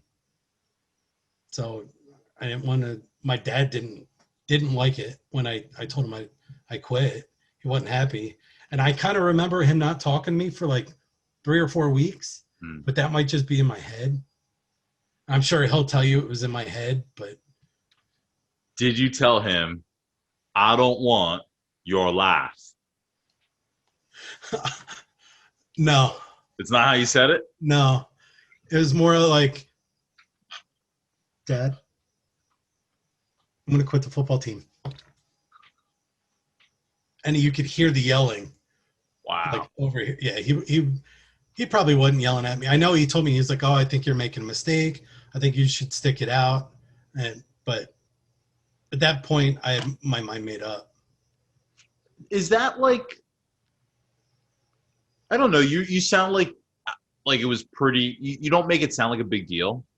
And, for me, listening from the outside, for someone that wasn't an athlete, um, you started when you were 6. Mm, This is what you talk about how hard you were all working through high mhm. school. Um, this is what you thought you wanted to do to get into college. This is what you went to Wingate for. This is what they brought you kind of in for. And now you're just deciding, I don't want to do this. Right. Is that an easy? I mean, I don't want to say easy, but I mean, the next day and going forward, what's going on in your head when you're thinking about this All now? regret. Like, so the whole me deciding not to play was pretty much all summer leading into like where I was at that point. Um, Even like in the summer, you don't know all the extra stuff that's involved. So like, you're gonna have meetings, but you don't realize that the meetings and the workouts and stuff go till 10:30, 11 o'clock at night, to the point where like even the dining hall, they would keep open for the football team, and it was just us in there, and then we would go right back to the stadium Wow. and more meetings. Like it was tough. Like you don't realize how much work goes into it. Like there's a lot of talk about college football players getting paid. Huge proponent that they should. Huge. They don't have time for a job. D1's even worse. Right. Like they don't have time for anything but football. Hmm. Class is even optional in some of these schools. Like it's tough for them. And I know like I would run out of meals on my card and I'd have to figure out I don't have a job. I got to figure out where I'm going to eat. So it's tough. Like it was more than I wanted, more than I had hoped for. So it was more of, like I said, more of a job. And I just didn't, it wasn't fun anymore. So I didn't see the point in doing it. Now, the day that I quit, I actually, it's funny because, Frank Reich, Mhm. we all know Frank Reich, offensive coordinator of the Super Bowl Eagles. His brother, Joe, was my coach at Wingate. Whoa. Yeah. And I remember talking to him the day before I quit, like, Coach, like, I don't know if this is what I want. I'm not having any fun. This isn't, I don't feel like I'm where I need to be to help the team. And I kind of took some time off in the summer because in my head in the summer, I was done. I wasn't going to play. He goes, Tom, listen, everything you're going through right now, my brother went through, and he played in the NFL. Mm. And he was awesome guy. I talked to him a few times even after I quit, and he didn't treat me like I quit on him. He treated me like a human being. Like, he was an awesome guy. He's actually still the coach there now, and this is 20 years later. His name's Joe Reich. He's an awesome guy. But that whole year, I regretted it. Like, I was miserable about it. Even going into sophomore year, like I sat there and debated in my head, all right, do I go back to this guy and beg for a chance to play for them again? And, this is something, I think that was a contributor to what my college life turned into. If I stayed on the football team, they had rules. Football season, you could not drink. Saturday nights, you could get away with it. But that was, the game was today. Now let's go celebrate. Mm-hmm. But they were strict. They had study halls, and you had to be doing work during study hall. So I think college for me would have went completely different had I stayed on the football team. Granted, a lot of things in my life wouldn't have happened, but it's things happen for a reason. So what happened? I guess you said you left after you didn't finish. You left after sophomore year. Yeah. I went home, sat down with my mom, and like we talked about it. Like, she was like, look, you're gonna have to come up with the money that you lost in your scholarship. Like, that's on you. You have to find it. So I sat there and I was working 3 jobs, just trying to raise the money. Now, first semester junior year, I was supposed to do a study abroad in London. Wow. And I think there was 30 of us that were going from my school. It was at the University of London. It was all set. All I had to do was show up, and we'd get on a plane. But I sat there and I thought about it. Like, I have no discipline. Like, I just do whatever I want. I'm fucking up. Like, this isn't who I am.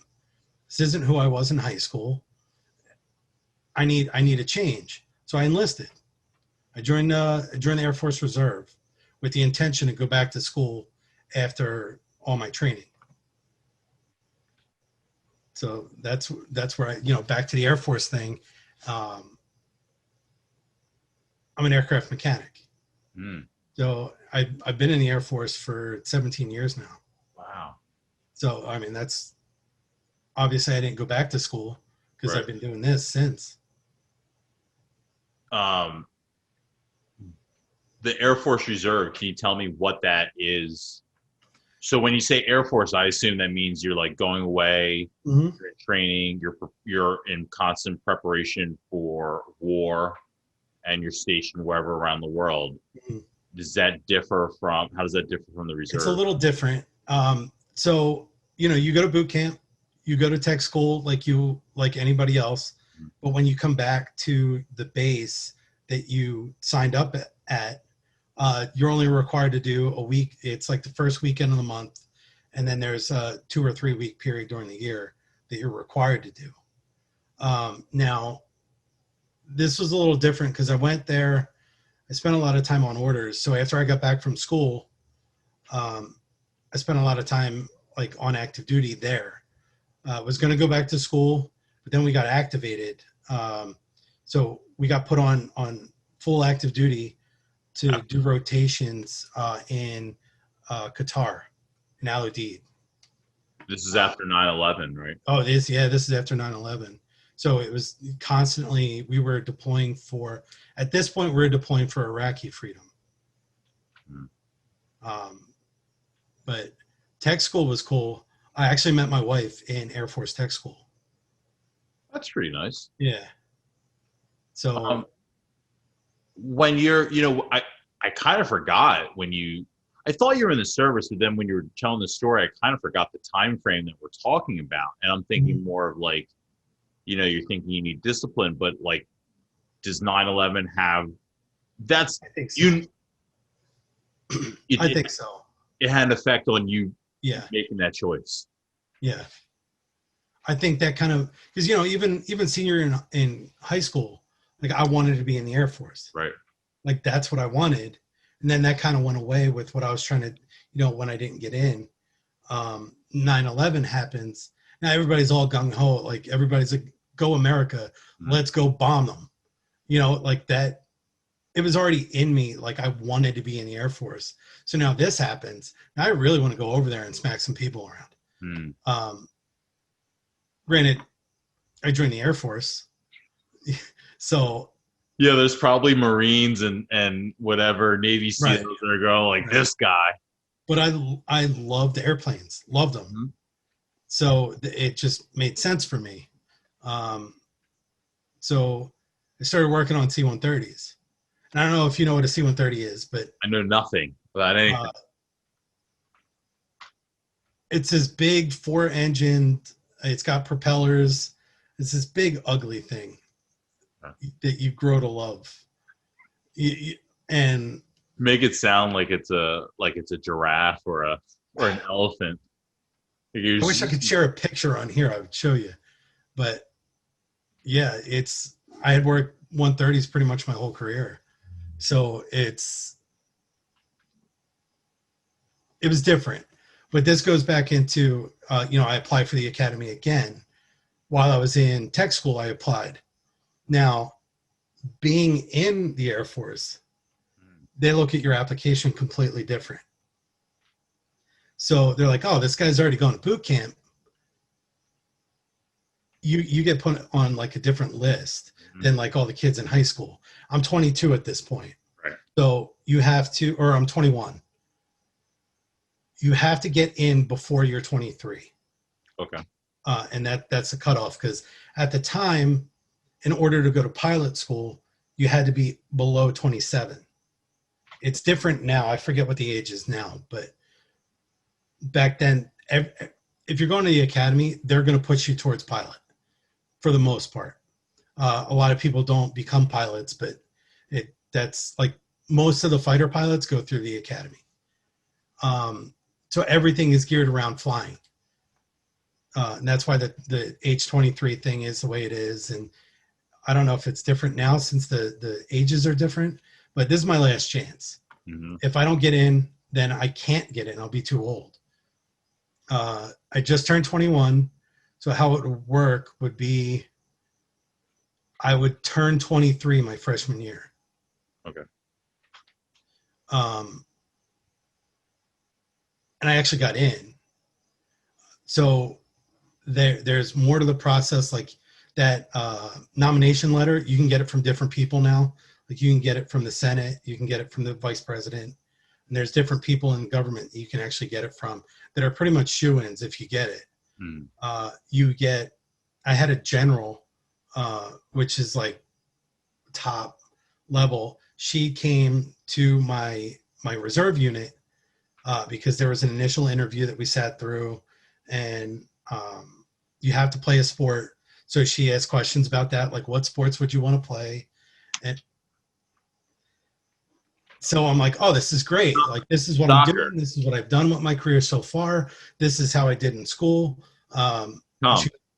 This was your chance to pick back up on your soccer that you left behind, right? Your 1 year. Yeah, your 1 year. Absolutely. I told her I want to play. I played soccer when I was 5. That's what I want. You don't want to see me play soccer. It's ugly. So she actually knew the football coach. Like Uh, they were friends. so this is like to play for the Air Force. Yeah. Like they're saying you have to play football for the Air Force. Yeah. Well, you have to play some You have to sport. play a sport. So you're like now Like, getting why not play football? okay. Oh, God, there's so many things I want to ask you at this point. When this is going on now, and you're hearing this now, are you thinking like you would just a few years prior you would quit football? Right. And you even talked about how like in a bigger program it would be worse. Right. With what you were going through, imagine in a bigger program how much worse and intense that schedule would be. Is when you're hearing this, I'm all like, oh, this sounds perfect. But Yeah. is that what you really wanted? Yes. So the schedule at the academy is already intense. Like you don't have that social time. You don't have that free time that you would at a regular school. No one else is doing other fun stuff where you're saying, look at them over there while I'm Right. doing. Everybody's marching around, everybody's flying or doing all these other things that you have to do for the academy. Okay. So football would be a break. You know what I mean? That's, right now I don't have these guys yelling at me anymore. I'm over Wow. here to practice. I got this guy yelling at me instead. So like yeah, like and again, like going back, like there was that regret of quitting. Yeah. So this was a second chance. Now this is a D1 school now, but so it's going to be like I'm going to be playing people like, you know, you see like Notre Dame Navy. Naval Academy is the same as the Air Force Academy. You're playing the big time schools now. I don't know if I would have actually played, but it would have been cool. So everything's working out great. And then my unit gets activated. I can't do that anymore. So you can't go into the Air Force because your Air Force Reserve has been activated. Yeah, because I got listed You're as on an active deploying. You're getting deployed. Wow. Yeah. Would you have been could you have been activated playing?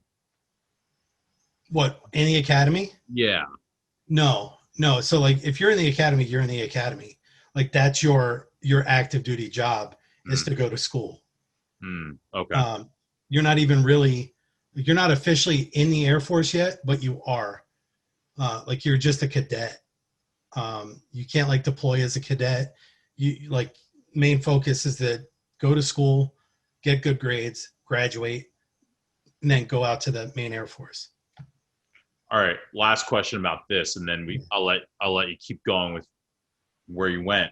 When you're telling your parents that you want to join the Air Force Reserve, well, first of all, are you working a job at the same time when you're doing the Air Force Reserve, since it's only a few days? Yeah. Yeah. So at first I was still working in at the Blue Rocks.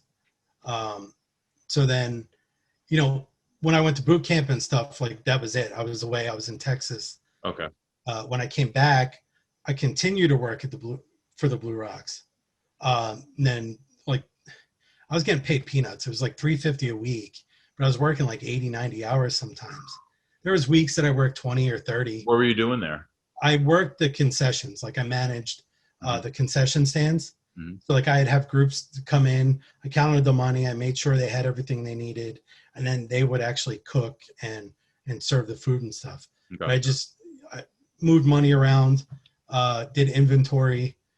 It was long hours, and it was just, I hated it. Yeah. I didn't like it. I ended up quitting that, and I started working at Comcast.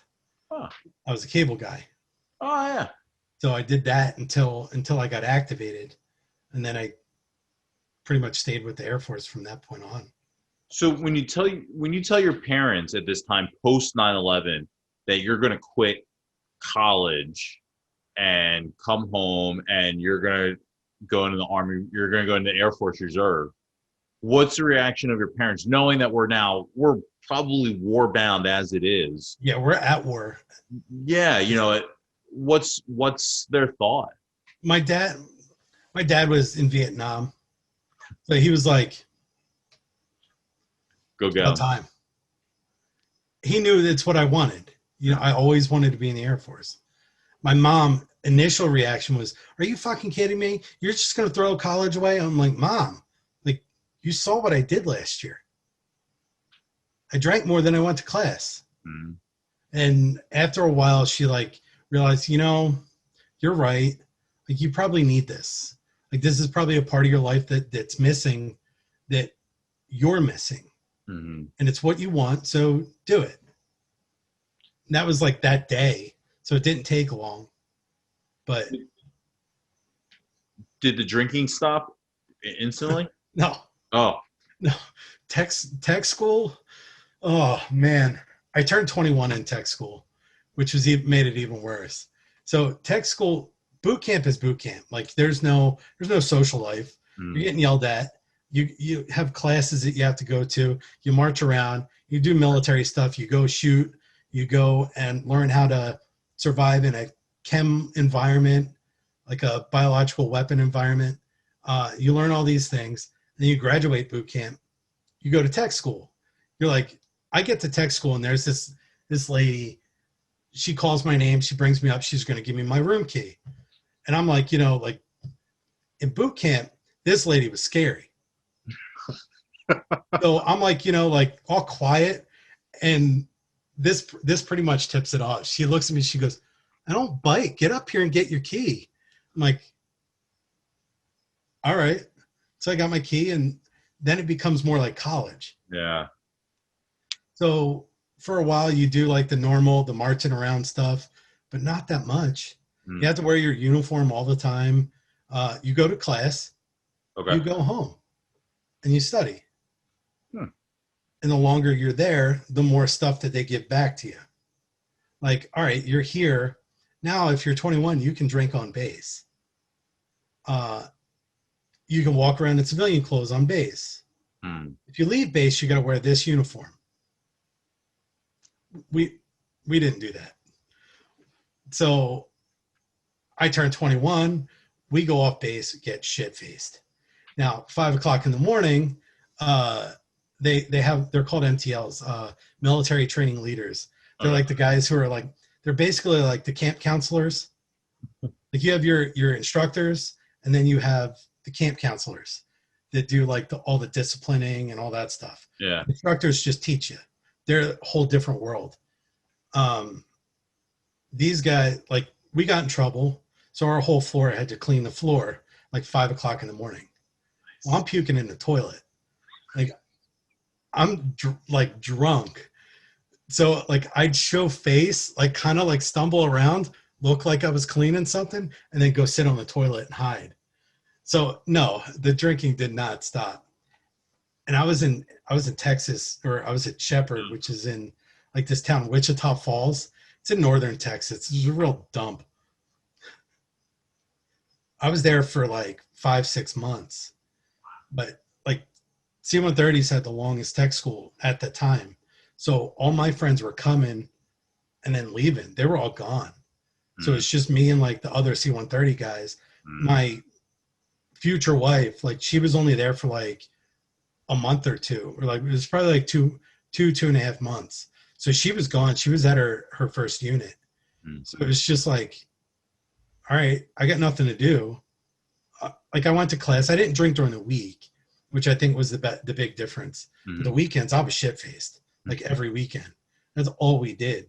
A couple of the guys in my class, they were underage, but the one guy, we could get away with being like brothers. So we'd go to the bar. He'd have my license, and I'd have my military ID. We'd go to the door. I'd show my military ID. He's right behind me with my license. Same name. Nobody ever picked up on it. Yeah. So like that's all. That's what we did on the weekends, was get drunk. And then you got deployed? So not till much later. The unit got activated, but when I was scheduled to go, the unit overseas cut back numbers. So they cut back a bunch of positions. So I actually got taken off of the deployment. Okay. But that's what I wanted to do. I wanted to deploy. So I ended up getting deactivated. Now at this point, I'm married. Okay. So you met your wife prior to that. You met your wife in Texas. Yeah. Um, but she was gone. She was only there for a little bit of time before she was Right. gone in her unit. So how long did you know her when you first met her? I first met her, What's her name? Jessica. I met her probably like December of that year. It was December of 03. Mm-hmm. Started dating in January. She leaves in February. And we kind of like broke up a little bit, and she'll tell you I was an asshole. But you know, I wanted to, you know, go to the bars and have fun. Mistake. So we fast forward, come July, we get back together. Like it was 4th of July, her and I started talking again. We get back together. A year later, we end up getting married. So now keep in mind, she's in California because she's stationed at Beall Air Force Base in California. Okay. Where's that? North of Sacramento. Oh, okay. And I'm at Willow Grove. So it was a little tough. Mm-hmm. And then she got deployed while I was activated. We were supposed to be deployed at the same time, but 2 different places. She gets deployed. I get deactivated because of the cutbacks. So I move out to California. She's not there because she's still deployed. So then she comes home, and you know, we'd been married 9 months at this point. How long? We'd never lived together. Yeah, I was gonna say, how long have you actually been together at that point from the marriage? We do like 2 weeks here, 2 weeks there. Yeah. We never lived together. How long were you together after you actually, the day you got married? How long before she left? Oh, we didn't get married for like a year and a half or so. But once you got married and then she was deployed? Yeah, we got married like 6 months before our deployment. So you were together you were living together for 6 months? No, I was still in PA. Oh, wow. We got married in June. I got activated in August, but I knew it was coming. So that was that. I couldn't go anywhere. So we just, for 9 months, we just, yeah. Wow. That was tough. Yeah. So now she's activated. So now you go back to California. You go to California where she is. She comes home, and now you're together for the first time. For the first time, yeah. Really? Yeah. Now, when I moved out there, I didn't have a job. So I spent 6 months trying to find a job. I transferred to a Air National Guard unit right outside of San Jose. And when I was enlisting, the recruiter called the supervisor down there and said, "Hey, I got this guy. He's a qualified C-130 guy. He's coming down to you." And he's like, "Oh, cool. Does he want a job?" I'm like, "Yeah." Because I was trying. I couldn't find a job. A lot of the jobs were saying no because I didn't speak Spanish. So that was tough. It was hard to find a job. So this guy offers me a job. I go through the application process, and now I have a civilian job working for the DOD, it's a civilian job doing exactly what my military job is. I'm a C-130 mechanic. Okay. And I did that up until about a year and a half ago. Wow. So did you get deployed? You never got deployed? Yeah, I've been deployed 4 times. And then I have one NATO deployment, but that's not that was more like a vacation. So then at what point did you end up getting deployed? So I got there in May of 06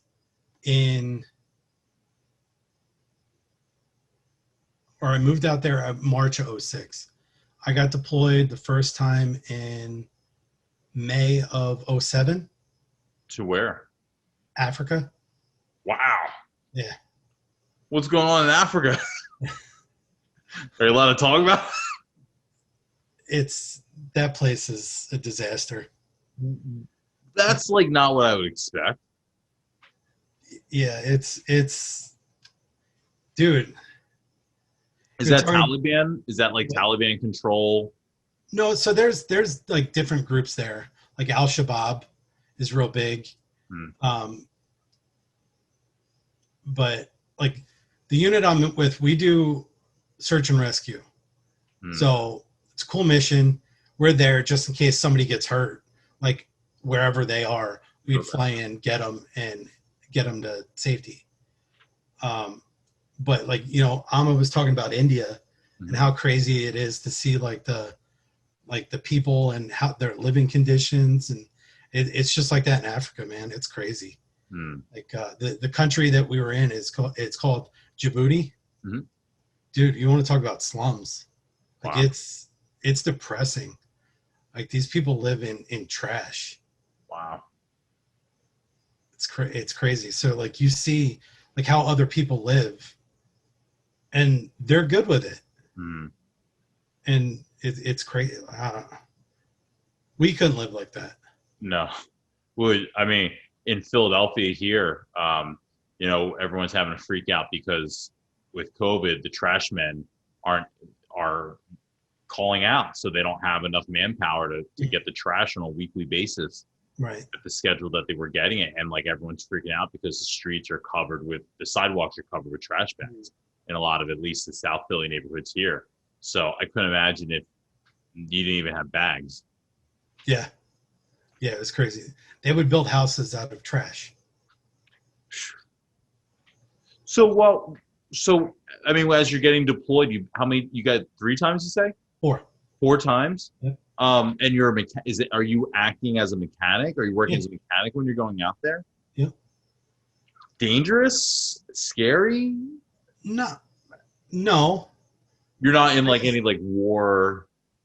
there's people that hate you, but like I don't know. I guess like to me, my wife and I had always had this conversation.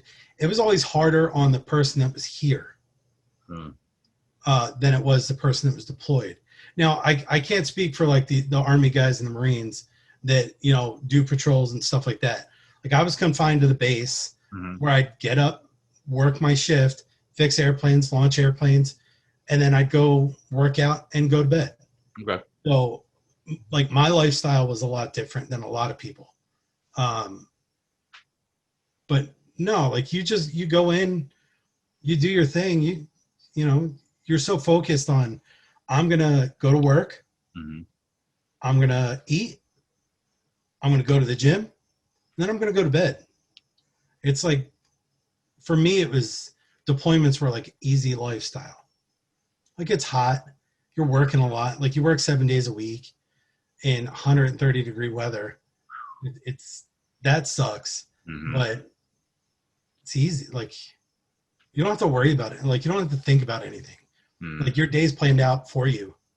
You just go, you do your thing, and you go to bed. Were you able to solve your need for discipline? Did it? Did this do what you were looking for? It woke me up. Like, I know the difference. I still don't know when to shut up sometimes, but that's life. I grew like I don't remember like in high school, I don't remember having a temper. But I definitely grew one. And impatience for stupid people. But I think so. Like I think it gave me the direction that I needed. Like now I figured out what I want to do. This is what I want to do. Hmm. But I don't have to go back to college to do it. I just got to keep on this path. Yeah. So I mean, it was good. I liked it. I like my job. Been all over the world. I've seen a lot of awesome places, and I got paid to do it. Yeah. You know what I mean? Like, Yeah. I was gonna ask what's like your favorite destination that you've been to. I don't think I have a favorite. I have a couple that I would love to go back to. Um, Denmark was awesome. I was in Denmark. It was actually on the way home from that deployment, we were in Denmark for the 4th of July. Wow. And they actually celebrate the 4th of July.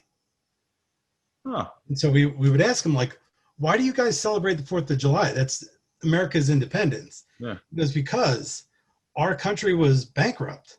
Like after World War II, there was nothing left. And America rebuilt our country for us. So we celebrated every year. It was called American Day. They loved us, man. They found out we were Americans. I don't think I paid a dime in the bar. That's great. Yeah.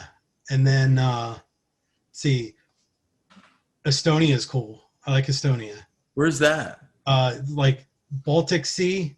Like you got Sweden, the Baltic Sea, and then Estonia is like the northern. It's like all the way. Russia's on its eastern border, and then you got the Baltic Sea to the north, or not the Baltic. I'm sorry. It might be. I'm not sure, but Sweden is like a ferry trip away. It's way north, which messed us up because it got dark at 4:00 in the morning, and then the sun would come back up at 5. Wow, 1 hour. Woo! So we'd be drinking. It would get dark, and we'd all panic, like, crap. We got to be to work in an hour. So that was fun. But that place was beautiful. A lot of the Eastern European cities are cool. Okay. Like, Prague was cool. Budapest was cool. I love Germany. Love Germany. But yeah, those are probably like my favorites. Okay. So this whole time you're still kind of like partying a little bit. Mm-hmm. Is that still going? Did you ever stop? I mean, so it's funny. My wife she makes fun of me because I don't drink. But when I'm on the road, I always end up getting drunk. Like at home, I don't drink. Like I don't ever drink. So it's weird. Like I pretty much just drink water. I got my water here. But anytime I'm in like another country, I always find a way to get drunk. So that's funny because when you started telling this and you're like, you were drinking and then you left school and, not knowing where you were going to go with this. Like, I didn't know you were going to start like going into like, like where you didn't stop or you couldn't stop or, and so that's pretty, but the whole reason that you left, part of the reason you left college was because you couldn't stop drinking. You felt like it was a reflection on your life. And here it almost seems like the reflection on your life wasn't that you couldn't stop drinking. The reflection on your life was that you didn't belong in college. Right. Right. Isn't that funny? I think that might actually be the most accurate description of basically like my discovery. Like I should have been in the military the whole time. Which you wanted to do. That was your 1A. Yeah. Wow. So you become a parent at some point during all this. So that first deployment, my wife was pregnant. Her first or your first? My first. So now we're in like May 07. Mm-hmm. My daughter was born in July 15th of 07. I got home from that trip July 8th. Wow. So I'm home a week and now I got a kid. So you want to talk about life changing. She was like, oh man, she was born in San Jose. And man, you want to talk about like one of the worst experiences I ever had was at this hospital. She was fussy, like as a newborn. She cried a lot. We couldn't figure out. I'm 24. My wife is 22. Mm-hmm. We don't know what we're doing. Like we didn't want kids. Mm. Now here we are. We've got a kid. We got to figure this out real quick. Wow. Couldn't get her to stop crying. So then I'd lay on like this. They had like this chair that folded out into like this, like had like almost like an ottoman. So I'd lay there. We weren't sleeping because she was crying so much. And I'd sit her right on my chest and she'd out. I'm like, oh my God, she's sleeping. So then I'd doze off. You know that the baby's there. Like you're not like completely conked out. Right. The nurses come in, start screaming at you. Like, oh, he can't do that. He can't do that. My wife is like, he's fine. Go away. This is the first. Finally sleeping. Like he's fine. He's not gonna roll over on her. And like you have that in the back of your head that you're gonna roll over on. So every now and then you're kind of like, oh, we're good. And then the other thing that got her to stop crying was walks. Like you take her little buggy and push it around. So I took her for a walk, not knowing that you weren't allowed. Oh. So I'm like pushing around. Like one of the nurses is like, oh, how old is she? When was she born? Like talking to me like, oh, she's so cute. And then, are you allowed to be walking around? Like, you need a hall pass? It's my kid. Did Mr. Madden give you a hall pass? Right.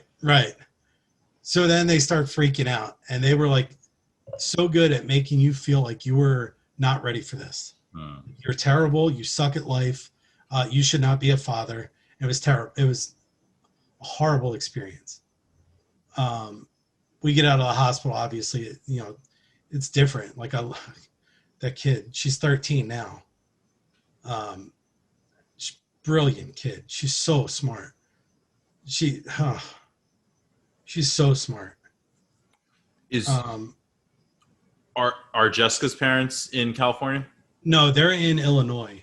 She grew up in Iowa. So you guys, were your parents out there? Like, did you guys have to do this on your own? My mom actually flew out while I was still deployed to kind of take care of Jess while I was gone. So she was there for that. She stayed. She was there for the birth, and she was probably there for a little while afterwards. Okay. And then she had a little bit of motherly guidance, at least, to help you. Right. You're not totally fucking this up. Right. Thank God for that. Yeah. Get home from the hospital. She's like, go to bed. I got the baby. I'm like, oh, thank you. Yeah. So much. So, yeah. Thankfully, she was there. How many kids do you have? I have two. Two? I have two. A 13-year-old and an 8-year-old. Boy or girl? Both girls. Both girls. Both girls. Wow. Yeah. So here you are. Here I am. Girl dealing dad. With girl things. Girl dad. Yeah. It's funny. You when we talked, you said that you had kids young. And I didn't know that, your story more or less of like that moment of when I stopped knowing you up until really when you had kids was you struggling to get into a life, not even like necessarily do things, but like to get into a lifestyle that you felt fit you. Right. And it feels, because for me, it's like, I feel like I'm just kind of like doing things to try to like achieve things. And I don't mean that in a grandiose way, just small little things, whatever, like just trying to do certain checkpoints or whatever that I try and say, I want to do that. But like, I don't think I ever like have like a top, I couldn't say that my goal is to like achieve this in myself or to see this in myself or to be better at doing this. And it's like, really, that's really what you were like screaming for and constantly trying to get into the Air Force and all this since high school. And then you kind of get it and you wanted responsibility and you wanted to be able to like take care of yourself in a way. And here in that whole span while you were trying to find your career stuff, now you have kids young, you get married, have kids young and father of two, that response, everyone says you're never ready for it. Right. But when it happens, you just do it. And here you were trying to like find this responsibility to stop kind of fucking around with your free time in a sense. and you found the ultimate thing that makes you just kind of learn. And that's like, you know what I mean? Like you kind of Yeah, no, I do. I mean, I don't think the whole kids thing was, like I said, like neither one of us wanted kids. I know, but like it just feels like in a span of like 6 years, you kind of accidentally fell into the things that you were saying you felt like you needed. Yeah. And you're forced into just doing it. Right. Yeah, it's weird. Like shit just happens. The next thing you know, you're like, oh, well, this works. Yeah. Like you probably, you didn't think you wanted to be, an airplane mechanic. I actually told my recruiter when I went to him, I don't want to be a mechanic. And he goes, I got just the job for you. Like you hear the stories of recruiters lying. So I don't think my recruiter lied to me. I just don't think he knew any better. Mm. So he kind of sold me this job, making me think that I was going to be what in a sense is there's another job that is essentially a airborne mechanic, is a flight engineer. He operates all the systems while the pilots are essentially just steering the airplane. Mm. That's what I thought I was going in for. And that's not at all what I went in for. But so it was a total accident that I ended up being a mechanic. But I'm good at it. I like doing it. You're actually in there with your hands doing stuff? Oh, yeah. So, again, going back to what we were talking about earlier, as far as, like, wishing that you had a trade with your hands. Yep. Dude, you fucking did that, too. Yep. Like, yeah, dude, I fucked up in high school. I thought, I'll tell anybody, tech school's the way to go. Even not have gone. Like, that's... But you still, like, you got it, like, you did it, though. Yeah. Here I'm still talking about wishes and wants, and you actually, like, all these things that you wanted for yourself, even though they weren't the moves you were specifically doing, you still were conscious of it and you made it happen. Right, but I didn't know that that's what I wanted. I didn't know I wanted that. That's what's incredible about it. Right. Yeah, 100%. It's crazy, right? That is crazy. It just happens, and you suck at this, so let's go try this, and it works. When do you leave the West Coast and go to New York? That was 10 years ago, 2010. Oh wow! But we were in California for 4 years. The traveling back and forth for like holidays, and with her parents at the time, they lived in Iowa, and my parents still being in PA. It was too much, especially with a 1-year-old or a newborn. It was way too much. Yeah. We started looking at the unit that I'm at now was our sister unit. So same mission. We do a lot of things together. We rotate on deployments together. So I knew people here, and I'm like, look, we know them. Why don't we look at jobs out there? And my wife got hired like right away because she's really good at her job. So she get hired, and we're like, fuck it, let's do it. We're moving to New York. Wow. And like 2 months later, I'm driving a car across country. She's already out there. She flew out and started working. I'm driving. I'm driving all our shit. Mm-hmm. The Air Force actually paid for us to move. So they sent a trucking company. They picked up all the big stuff. And then I fit what I could in the back of my car. And my dad flew out. I picked him up at the airport in San Jose. And off we went, right to Vegas.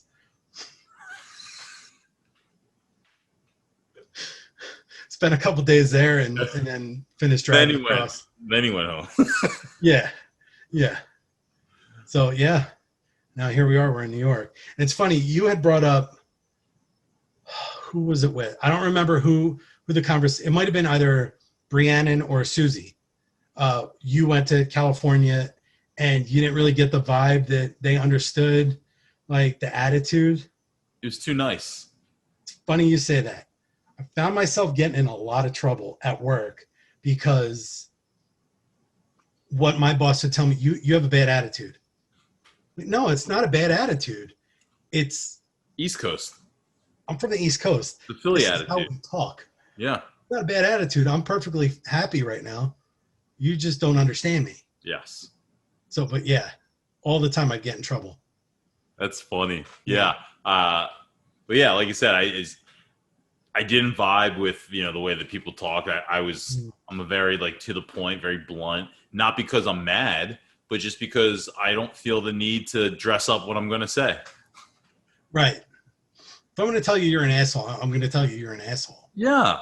Like, but see, back home, if I told you you were an asshole, you'd be like, okay, cool. Just wait till I start a podcast about it, and I'll confront you on it 20 years later. I'm good with that. Sucked. I hated California. The weather was great, but that's about all I liked. In-N-Out burgers? Overrated. Oh, no. Overrated. I will not have In-N-Out slander on my podcast, sir. Totally overrated. No. Five Guys is better. We're gonna cut that out of the show here. Fair enough. So did you have I always like to ask because I love music. Growing up in high school or in school, did you have like a music? I'm trying to remember because like for me, the lines are a little blurred between high school and college as far as like stuff like this. Mm-hmm. Like, I mean, everybody listened to DMX. Mm-hmm. I know you were talking about it with Ama. I keep bringing that one up because I listened to it today. Yeah. Everybody listened to DMX. Everybody listened to Wu-Tang. Like, I could fuck with some Wu-Tang. But like other stuff like, I don't know. I guess I was never really like a big music person, but like my pregame album was like Papa Roach, or I listened to. Dude, wait. What? I didn't want to say it. What? I was like, I feel like if I was the guess, right? If I was to stereotype you, I feel like you're like a POD Papa Roach guy. And I was like, don't say that, Brad. Like, and then when you start going DMX Wu-Tang, I'm like, oh, see, I'm literally thinking you would have sounded like a fucking asshole saying that. Now I just would have been right. No, you would have been spot on because like I listen to that stuff. POD I didn't start listening to until like college, I think. And that's where that blurred line is. Like Linkin Park, I think Hybrid Theory came out while we were in high school. Yeah, dude, I was going to say like rock rap. Like, I feel like I was going to say all those things, and I was like, that's so fucking. Like, I think I had Limp Bizkit. Like, I had that CD. Yeah, I'm that guy. Oh my God! Did you have the pants that could turn into shorts? You unzip the legs. I'm pretty sure I owned a pair, but I don't think I ever wore those. Like, I don't remember actually. I'm almost positive. Like, by almost, I mean I know I had a pair of those. Dude, I'm fucking dying. Literally, for like every time I'm thinking, don't forget to ask the music question, and I'm thinking, do you drop the Papa Roach line? Do you drop the Papa Roach? And I was like, in my head, I'm like singing Last Resort. Yep. That CD I listen to every Friday night. Oh my God. Dude, rock rap was official when like people won't understand. I know it's a punchline now, and like people are like, oh yeah, Korn, whatever. Like all that stuff, man. Like Limp Bizkit, Papa Roach, POD, Stained, like all those bands. Yeah. That's like, I remember getting into college and like digital music was really a thing. Yeah. And I'm very like LimeWire. I'm very LimeWire. I'm very into like iMesh. I'm very into like categorizing and making sure all the details are right in genre. And I remember like I had like all these. This was like my first like entry into rock music. So every band you just listed there was who I listened to in college. System of a Down. Of course. Yeah. Of course. Yeah, this was like mine when you would burn CDs, because I think it was before the iPod, or at least before I had an iPod. Right. This is what I would burn on my rock CD, Yep. rock CD mix. Oh my It's awesome god. because my cousin, she worked for a marketing company. Um, so she would get these CDs before they came out, and she would burn copies and send them to me. So I'm like, yeah, this is Meteora Mm. 3 months early. You know, What about like Candlebox? not as much. No. Too hard. Too hard. Yeah, I didn't. No, I didn't listen to too much of that. I think like College Corn was probably the limit. What about Buck Cherry? That's later. Like God, that was probably what, like 2008 ish. Or No, Crazy no, Bitch. no, no, no. Were they? Crazy Bitch was later. Yeah, I'd have to look this up, but Maybe. What were those other like? They were all they were all like 2-word names. um, God, now you're asking me to reach into my memory. Like Candlebox, right? Candlebox was that. Godsmack. That's what I'm thinking of. Godsmack. Godsmack. There's Nickelback. Nickelback. Yeah. Because Scott was into some of these too. Like he got me into Three Doors Down. Yep. He used to listen to Candlebox. Yeah. What about Power Man 5000? Were you into Power Man? I never got into them. Yeah, fuck those guys. Fuck them. But like, Disturbed, I got into. I actually saw them live a couple years ago. It was the first concert I had ever been to. What about Drowning Pool? A song here or there. Okay. How about Alien Ant Farm? Did they do more than one song? No, not just that one. Yeah. So But back then, you would still buy the album for the song. Right. And then listen to the one song. Actually, no. Back then, I would go on Kazaa and download 6 viruses just to download that one song. Who was the band? I remember Sean Higgins had the Bad Touch group. What was that group? The guys in Just Like the Monkeys. Oh, You and Me, Baby. Yeah. Nothing but man. Oh, what was their name? They were from like Westchester. Is that where they were from? Yeah, something like Westchester or Lansdale. What was their name? What the hell was their name? I might have to break out the Google. Yeah. Oh God, what was their name? Bloodhound Gang. Yes. What? And yeah, I remember Sean Higgins like had that album. So point being, I don't think Sean knew any more than that one song. Right. King of Prussia. Wow. But you bought the album because they had the song. Right. Yeah. Right? Yeah. Aqua. What about Smash Mouth? Not so much. All right, I'll stop. Okay. My wife's big into music. Like that's one of her like passions is music. Really? She listens to you name it. She listens to it. She's a big Breaking Benjamin fan. I don't know that. Oh, really? Yeah. Check them out. They're pretty good. What kind of music is that?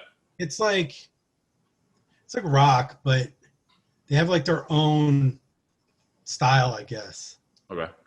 Did you have a favorite teacher in school? Dixon. It was Dixon. Yeah, definitely. And I've spoken to him here or there, like throughout the years. Like he reaches out every now and then. Yeah. But like he was always there, and it wasn't just me. He was always there for whoever would show up. Like, oh, you're having a bad day? Come on, sit down. Let's talk. And I think he was the one that kind of pointed out that I like to work with my hands.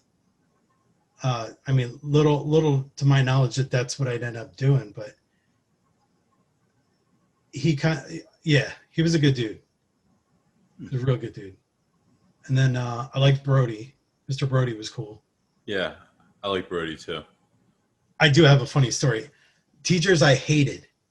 Ooh. So freshman year, Frau Brandt, the German teacher, hated her guts. Absolutely despised this German? woman. Huh? You took German? I did, yeah. with like Ellen. Steph Schneck was in my class. Kim Twist was in my class. Who else was in my class? I don't remember. I think Mike Davichik might have been in my class, maybe. Okay. But I actually talked to Frau Brand about it senior year, like right before graduation. She grabbed me. She's like, "You hated me freshman year." I'm like, "Yeah." She's like, "I know. I could be a bit of a bitch with freshmen." And I'm like, but at this point, like, she was one of those teachers that freshman year, you didn't like her. But as the years went, she like got nicer and nicer. And she was probably one of my favorite teachers senior year. Wow. She was just so laid back, which is total like polar opposites of what she was freshman year. So you took German all 4 years of high school? Yeah. Wow, that's tough. Yeah, I don't know why. I don't know what I was thinking. Did you end up with good grades? You mentioned you were on a half academic scholarship. Yeah. So you got pretty good grades. I did, yeah. Despite your SATs. See, and that's the thing. Like my SATs were like I got a 1240 on my SATs. Dude, that's higher than me and AC Slater. So like I didn't do terrible. Like I thought I did pretty good on the SATs. That is good. I'm pretty sure But it just wasn't good enough for like the Academy or Notre Dame. They laughed at me. Did you have a movie of that era? I feel like since you're a pop culture guy. Oh, senior year was Varsity Blues, 100%. What? Yeah. Dude, did I nail this or what? Oh yeah. Oh my God. That was my movie. I loved that movie. Because of football. I'm sure that had a lot to do with it. That's funny because the whole thing of that is the quarterback becoming one of the cool kids. Right. Because he gets the starting. I think he was always one of the cool kids. He got lucky. Well, not lucky, but he ended up getting the starting position. But he was happy to just do his thing, get out of there, and move on. Yeah, but he didn't get the girl in the whipped cream bikini until he became. Well, yeah. There's that. Yeah. Oh, Allie Larder. Do you keep in touch with anyone from Wissahickon still?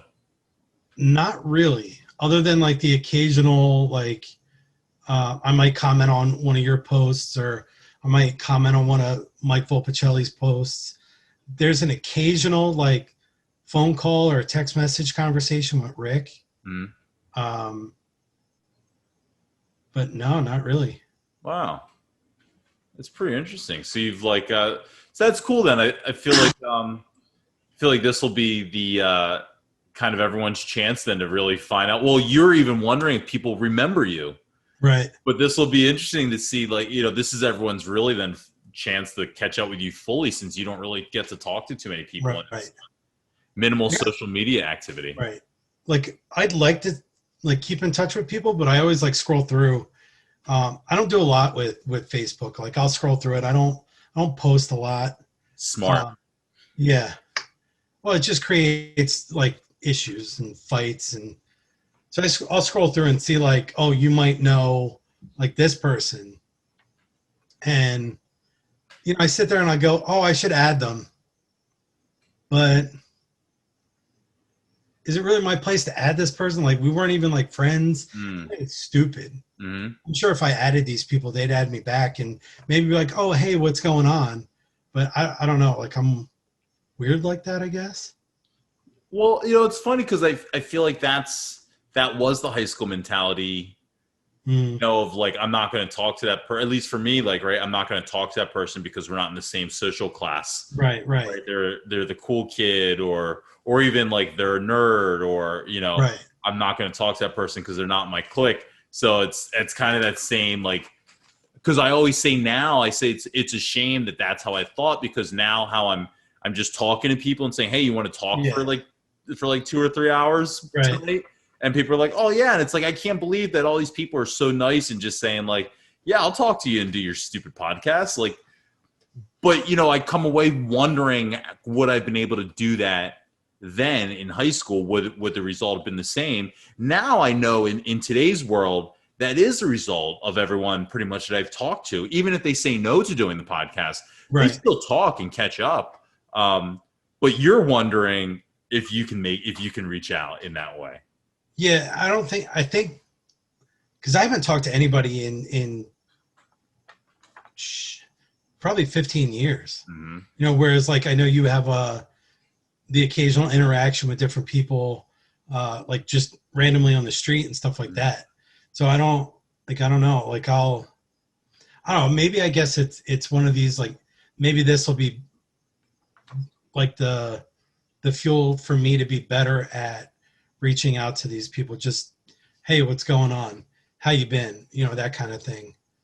Especially, I mean, I think so because, I mean, one, I think there's a difference between like feeling like you need to, right? I think it's extremely healthy that if you don't have like a desire to make up for anything or anything like Mhm. that, right? It's just you're doing so many other things. But I think because you enjoyed your time in school, I think especially now where people are reminiscing and thinking about great times, it seems like you had nothing but great memories of that time.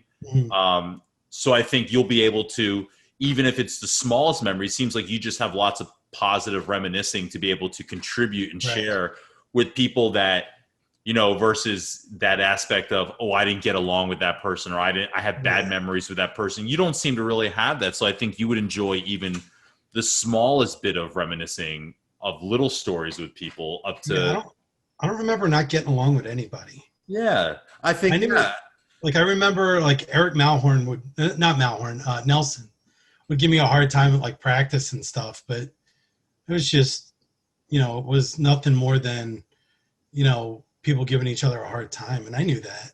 yeah. So I don't ever remember not getting along with people. I'm sure there's people that might have thought that I was a dick. It Um, hasn't come up yet. We'll it's because nobody remembers me. I know no one knows. Do you have any connection now to like where you are with the fire company or? I mean, I could like all it takes is just going there and filling out an application. But like where I'm at in life now, I don't. I have the two kids. My summers I spend a lot of time traveling because my daughter she plays lacrosse and we travel a lot because of the program that she's in. Mm, It's just go go go all the time. So like our summers are spent like mostly in Maryland, um, and I just don't have time. I wouldn't have any time to do that. how much of what you went through as a child athlete with something like we mentioned, like I mentioned, like how there wasn't like every town didn't have a football team, so you kind of had to go a little bit above. How much of like everything you did through football and baseball prepared you like with your daughter now? Um, not well, because the reason I say it because I live in a town that they're like Long Island lacrosse is huge. Mhm. And a town I live in, the girls lacrosse program is top 5 in the country. Ooh. So it's a big deal. I don't know anything about lacrosse. So here I am. I've got a kindergartner uh, playing lacrosse, which I don't even know how to throw the ball. So now I got to somehow teach this kid how to throw, catch, cradle. Like, I don't know what the hell's cradling. Like, I don't know. So I would call Rick, be like, Rick, because he coaches at North Penn. Uh, I'm like, Rick, I don't know what the hell I'm doing. He goes, dude, I don't know the rules in girls lacrosse. They're two different sports, like completely oh, different sports. wow. Um, so like she's a goalie now. She's been a goalie since like 3rd grade, which now I can kind of Dude, what? goalie catcher? Yeah, Dude, yeah, so many things in your life are like yeah. Made it a little easier because like like, you got to keep the ball in front of you. That concept's the same, but it's made it a little easier to just kind of focus on that one position. And like I could tell you, like I've learned a lot about lacrosse goalies and the sport in her bubble. Like, as far as what goes on the other end of the field, they scored. All I know is whether the other team scored on my daughter or not. When they get in this area here, that's when I kick in. Right. But it's funny, like some of the other parents will come up to me and be like, Tom, what's the score? Because they know I'm counting, at least down this end. Yeah. So the only thing it did do for me, like I know my dad was, or at least I had the perception that my dad was pushing me to play. You got to play in college. You got to do this. My daughter knows, like, she had her chance that if she didn't want to play, she could have stopped a couple years ago. But now, she wants to go to college. You need those things. You need clubs. You need sports. And she's not like a sport person. So she's been playing lacrosse long enough that she's good. She's good at it. So we told her, I'm like, look, you got to play through high school. If you don't want to play in college, that's totally up to you. Because I know what that did to me. Like, it stressed me out and it drove me nuts. Play in college if you want to. If you don't want to play in college, then don't. But you got to play in high school. You got to play a sport in high school. You got to do this club in high school. And just, like, she only plays the one sport. But, where I was playing football and baseball, that was easy. They didn't overlap. Right. Summers, there'd be some stuff. But lacrosse up here, man, is year-round. Like, some of the parents talk about, like, oh, we're at lacrosse practice. We just came from basketball practice because, it's winter. People play basketball. But here we are, indoor lacrosse. Fall. Oh, they're playing soccer, but we got to go to the soccer game tomorrow, and we have lacrosse practice tomorrow because, fall lacrosse. So why not? And then, the school season is spring. Wow. And then the travel season is summer. So it's like all year. Wow. I think that's what hurts her. She didn't get a break. Yeah. Wow. So it's even more than what you did. Yeah. Way more. Wow. Yeah. It sounds like what you didn't want in college. Exactly. Yeah. So, like, there's like we're careful, like, to not over push her. Because she gets beat up. And, she'll come home from a tournament with bruises from, taking shots off the arms or the legs. And she's got pads on her legs, but the ball always goes where there's not a pad. Sure. She had a tournament a couple weeks ago where she got run over a couple times. One of the times she hit her head on the turf. So we were a little nervous about that one. Yeah. She's been the only goalie on her team for years. So these other kids, like, they're getting breaks. She didn't get a break. She takes one off the leg. She's hurt. She's crying. You feel bad for her, but she gets right back up again. So we try to give her that break after the travel season for at least a month or two. And again, we started this podcast by me asking you about injuries at such a young age in football, and now you escaped them. Your daughter's actually getting them. Yep. Well, this is yearbook time. This would be the time normally if we were face to face. I said you signed my yearbook. I think you're like one of three so far. I think it's been you, Alicia, and JP so far that have actually signed my yearbook. Oh, JP was in my German class. He's another one. JP? Well, he is German, so. Yeah. You wrote, Brad, what's up? Have fun next year, you annoying mutt. Good luck with whatever you do. Don't get into trouble. Good luck and stay in touch. The annoying mutt. Yeah. There had to be a thing there. You think it's because I'm biracial? I mean, probably not. Is mutt just another term for asshole? I don't know. Or are you calling me ugly? What's that? Or are you calling me ugly? Maybe. So if I would have said something like that, there had to have been like a joke between us at the time that would have made more sense. Probably just like an unendearing term of endearment, Maybe. Yeah. Guys don't really say, hey, buddy. Right. I did see it earlier. Oh, there you are. Oh God. Hope for the best, but prepare for the worst. I want to thank my mom and dad for preparing me for the worst. Thanks to all my friends out there who helped me along the way. You know who you are. No names. No names, no initials. There I am. Just you. Yep.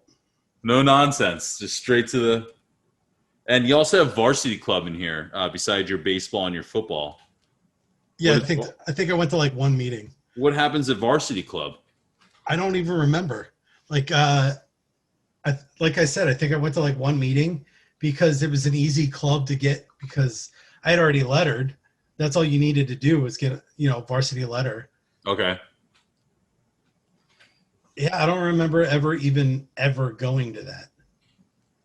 Dude, this has been like a really fun conversation with you, man. This Yeah. is like I'm gonna be honest, I was nervous. Really? Nervous about it. Yeah, like I had followed along in the beginning and then I kind of fell off for a little bit. Saw your message. Like for some reason it doesn't pop up on my feed anymore. I saw your message and I went, fuck. I knew what it was for. Like I'm like, maybe he's, just wants to see what's up. Uh-huh. I opened it. We talked for a little bit, and you're Yeah. "Oh, you want to be on the podcast?" I'm like, "Fuck," because I'm Like I was nervous. I even was talking to my wife. She's away this week, which is why your timing was perfect. Because typically by now, Lily, my youngest, she'd be in here about 100 times. She'd be like dancing for you in the background. Like she's the social one. The Addison's not. But yeah, I was nervous about it, but it was good. I enjoyed it. I had fun. Good, man. I did have fun. I learned, like, I didn't know, to be honest, I didn't know what there was to learn about you. And all I really knew was kind of like, like maybe football and like fireman. And I kind of thought you were in the service and I wasn't exactly sure. And then like outside of that, like I just knew you had kids. Yeah. That was like it. But this has been like I've learned so much. And, you shared a lot of like personal, stuff about yourself. So thank you for, sharing all that. Anytime, man. Like, it's cool. Like, I like hearing, especially the ones that I never really talked, like the people I never really talked to. I love hearing their perspective on what high school was to them. Yeah. And what everybody's doing now, because we're all over the place. You know what I mean? Like, everybody's doing different things. Like, some people are doing exactly what they wanted to do in high school. Some people aren't. Like, some people are doing other awesome things. And it's like, every now and then I'll talk to Mike Volpicelli and like you see his paintings and like his artwork on Facebook. That stuff's nuts. Like, he's good. Really good. He loves it. Like, it's crazy. But yeah, like this podcast has been awesome. And I'm looking forward to listening to more. Oh, thanks, man. Hopefully this will be like the push that I'll just to reach out to random people, be like, hey, what's going on? Yeah, this is your gateway to re-enter the community. Yeah. And again, I think it's like you said, it's a community that you didn't even think you thought would be weird to maybe even try to re-enter or like try to reach out to. Right. So I think a lot of people feel that way, and I think people are all starting to realize that they can restart this community. Right. Yeah, it'd be cool. I'm glad you reached out. Because this was fun. Yeah, like, dude. I mean, it's been 3.5 hours and I'm like having a ball. This is great. Tom, this has been awesome, man. Yeah. I can't thank you enough. No, I appreciate you reached out. You know what I mean? So I had fun. I really did. Me too. And let's keep in touch. Yeah. Like, for real. And if you remember Tom from high school, as you're listening or watching this, if you remember Tom, reach out to him and let him know that you remember him and he's not a forgotten memory.